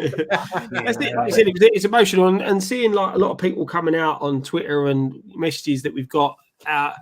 We've got people through the lockdown and all that with it, and people have got us through it as well. These people that say that we've got them through things and tough times and all that. The people in the chat and the people who comment on our videos, and as much as we enjoy doing this because we have a laugh together, we enjoy doing it because we know you guys in the chat are there. You know, the amount of messages that I get, Scott, where people say thank you for all you do. You've got me through tough times, and people tweet us and comment on YouTube. And look, you're always going to get your a few people that want to upset the apple cart, but the main thing is that it's been a tough time for a lot of people. And you know, I'm lucky enough that I've got people that if I feel down, I can turn to. Some people ain't got that, and they look at us and you know, someone the other day said to me, "Oh, you're like like West Ham celebrities," and I said to him, "We're not celebrities. Listen, we're just 5 West Ham fans that love the club, and you know, it's not only us. There's other channels that do it as well, and we're just here to try to entertain you. We try our hardest, and you stick with us, so we must be doing something right." But there's 5 people on this channel, 5 different backgrounds, 5 different personalities. But when we come together, you know, we work, and that's what makes this channel work. We're like the Megazord. We're like Boyzone. Well, Boyzone. Yeah. But as I said, you know, we're looking to give you more than what we give you now. That's what we're looking to do. We're looking to up the ante with what we do. More videos from us, as I said. Hopefully, get to take you all with us when we go on a European tour. We'll definitely take you with us when we go on a night out. And fingers crossed, we can get this Friday Night Pint live out, and where we can actually put faces to all these names that we see coming up in the chat. Yeah. You know, that's going to be so weird, isn't it? Sitting around at a table with loads of people just watching you physically, because that you disconnect it, don't you? You don't feel. I don't feel like people are watching us, even though you see the comments. But when people are actually looking at you physically, and you're talking, mad because like I want to be in my head. I was sitting here like a couple of minutes before you all logged on, and like I got home on a Friday, and I had to pick my wife up from the station, so I don't get no time to have like dinner before I come on here. So I'm sitting here, and before you logged on, and I'm thinking, right, I'm going. We've got 5 minutes before we go live to the world, because people watch us all around the world, and I'm sitting here eating a sandwich, downing my drink, like. Fucking thinking, it's mad because sometimes you forget that people are actually watching you. All I look at is you, and I'm like, we're having a chat, but then you forget that there are actually people watching us. And you see the comments in it, but you're not seeing the eyeballs on. When you look around that room and you're seeing the face and the expression, you're like, fuck, like that's going to be nervy as fuck. And I do hope that. You know, when we do organise the first Friday Night Pint Live, there'll be a lot of people from the chat that have supported us, and they can come down, and you know, we're obviously try to make it the best night ever, and we'll forget about everything that's gone on in past year, and we can just have a good piss up, talk West Ham, and have a laugh. Exactly. Well said, mate. Well said. So. Oh, by the way, Scott charges for photos. But we'll leave it there. We've gone on for 2 hours and 47 minutes. That's the longest Friday Night Pint in history, I think. So fact check. So, but it's been a good one. So, like I said, we'll be I've enjoyed it. It's gone quick. We've had the awards night, we've had the banter, we've had the Oasis debate, we've had music and everything. So that's what Friday Night Pint's about. I actually, Dan's had a cup of tea. I actually feel like I'm actually down the pub. Do you know what? I know what you mean. It does, doesn't it? That's the thing. I don't like going to the pub with people who drink tea while you're having a beer. It's just weird. No. No tea. But Scott, do you want to end the show, mate? Right, let me just answer Funky Pigeon's thing. Sorry. The season prediction reactions will probably be towards the start of next season. So we normally do the reactions before then, couldn't we? Maybe. But normally we do tie it all in together, don't we? But I wasn't on it because I was away, but I still want to be on it just to laugh at you. Yeah. I think it's just because we take so long to get round to it to meet the referee. We'll see. That's it. Yeah, we'll see. But it will be sometime in the summer. So but as you said, I think we covered it all. Thank everybody for watching and all the people in the chat. Miss Emmerette, thank you again for doing what you do for us. You do a fantastic job, and there's only one thing left to say, boys.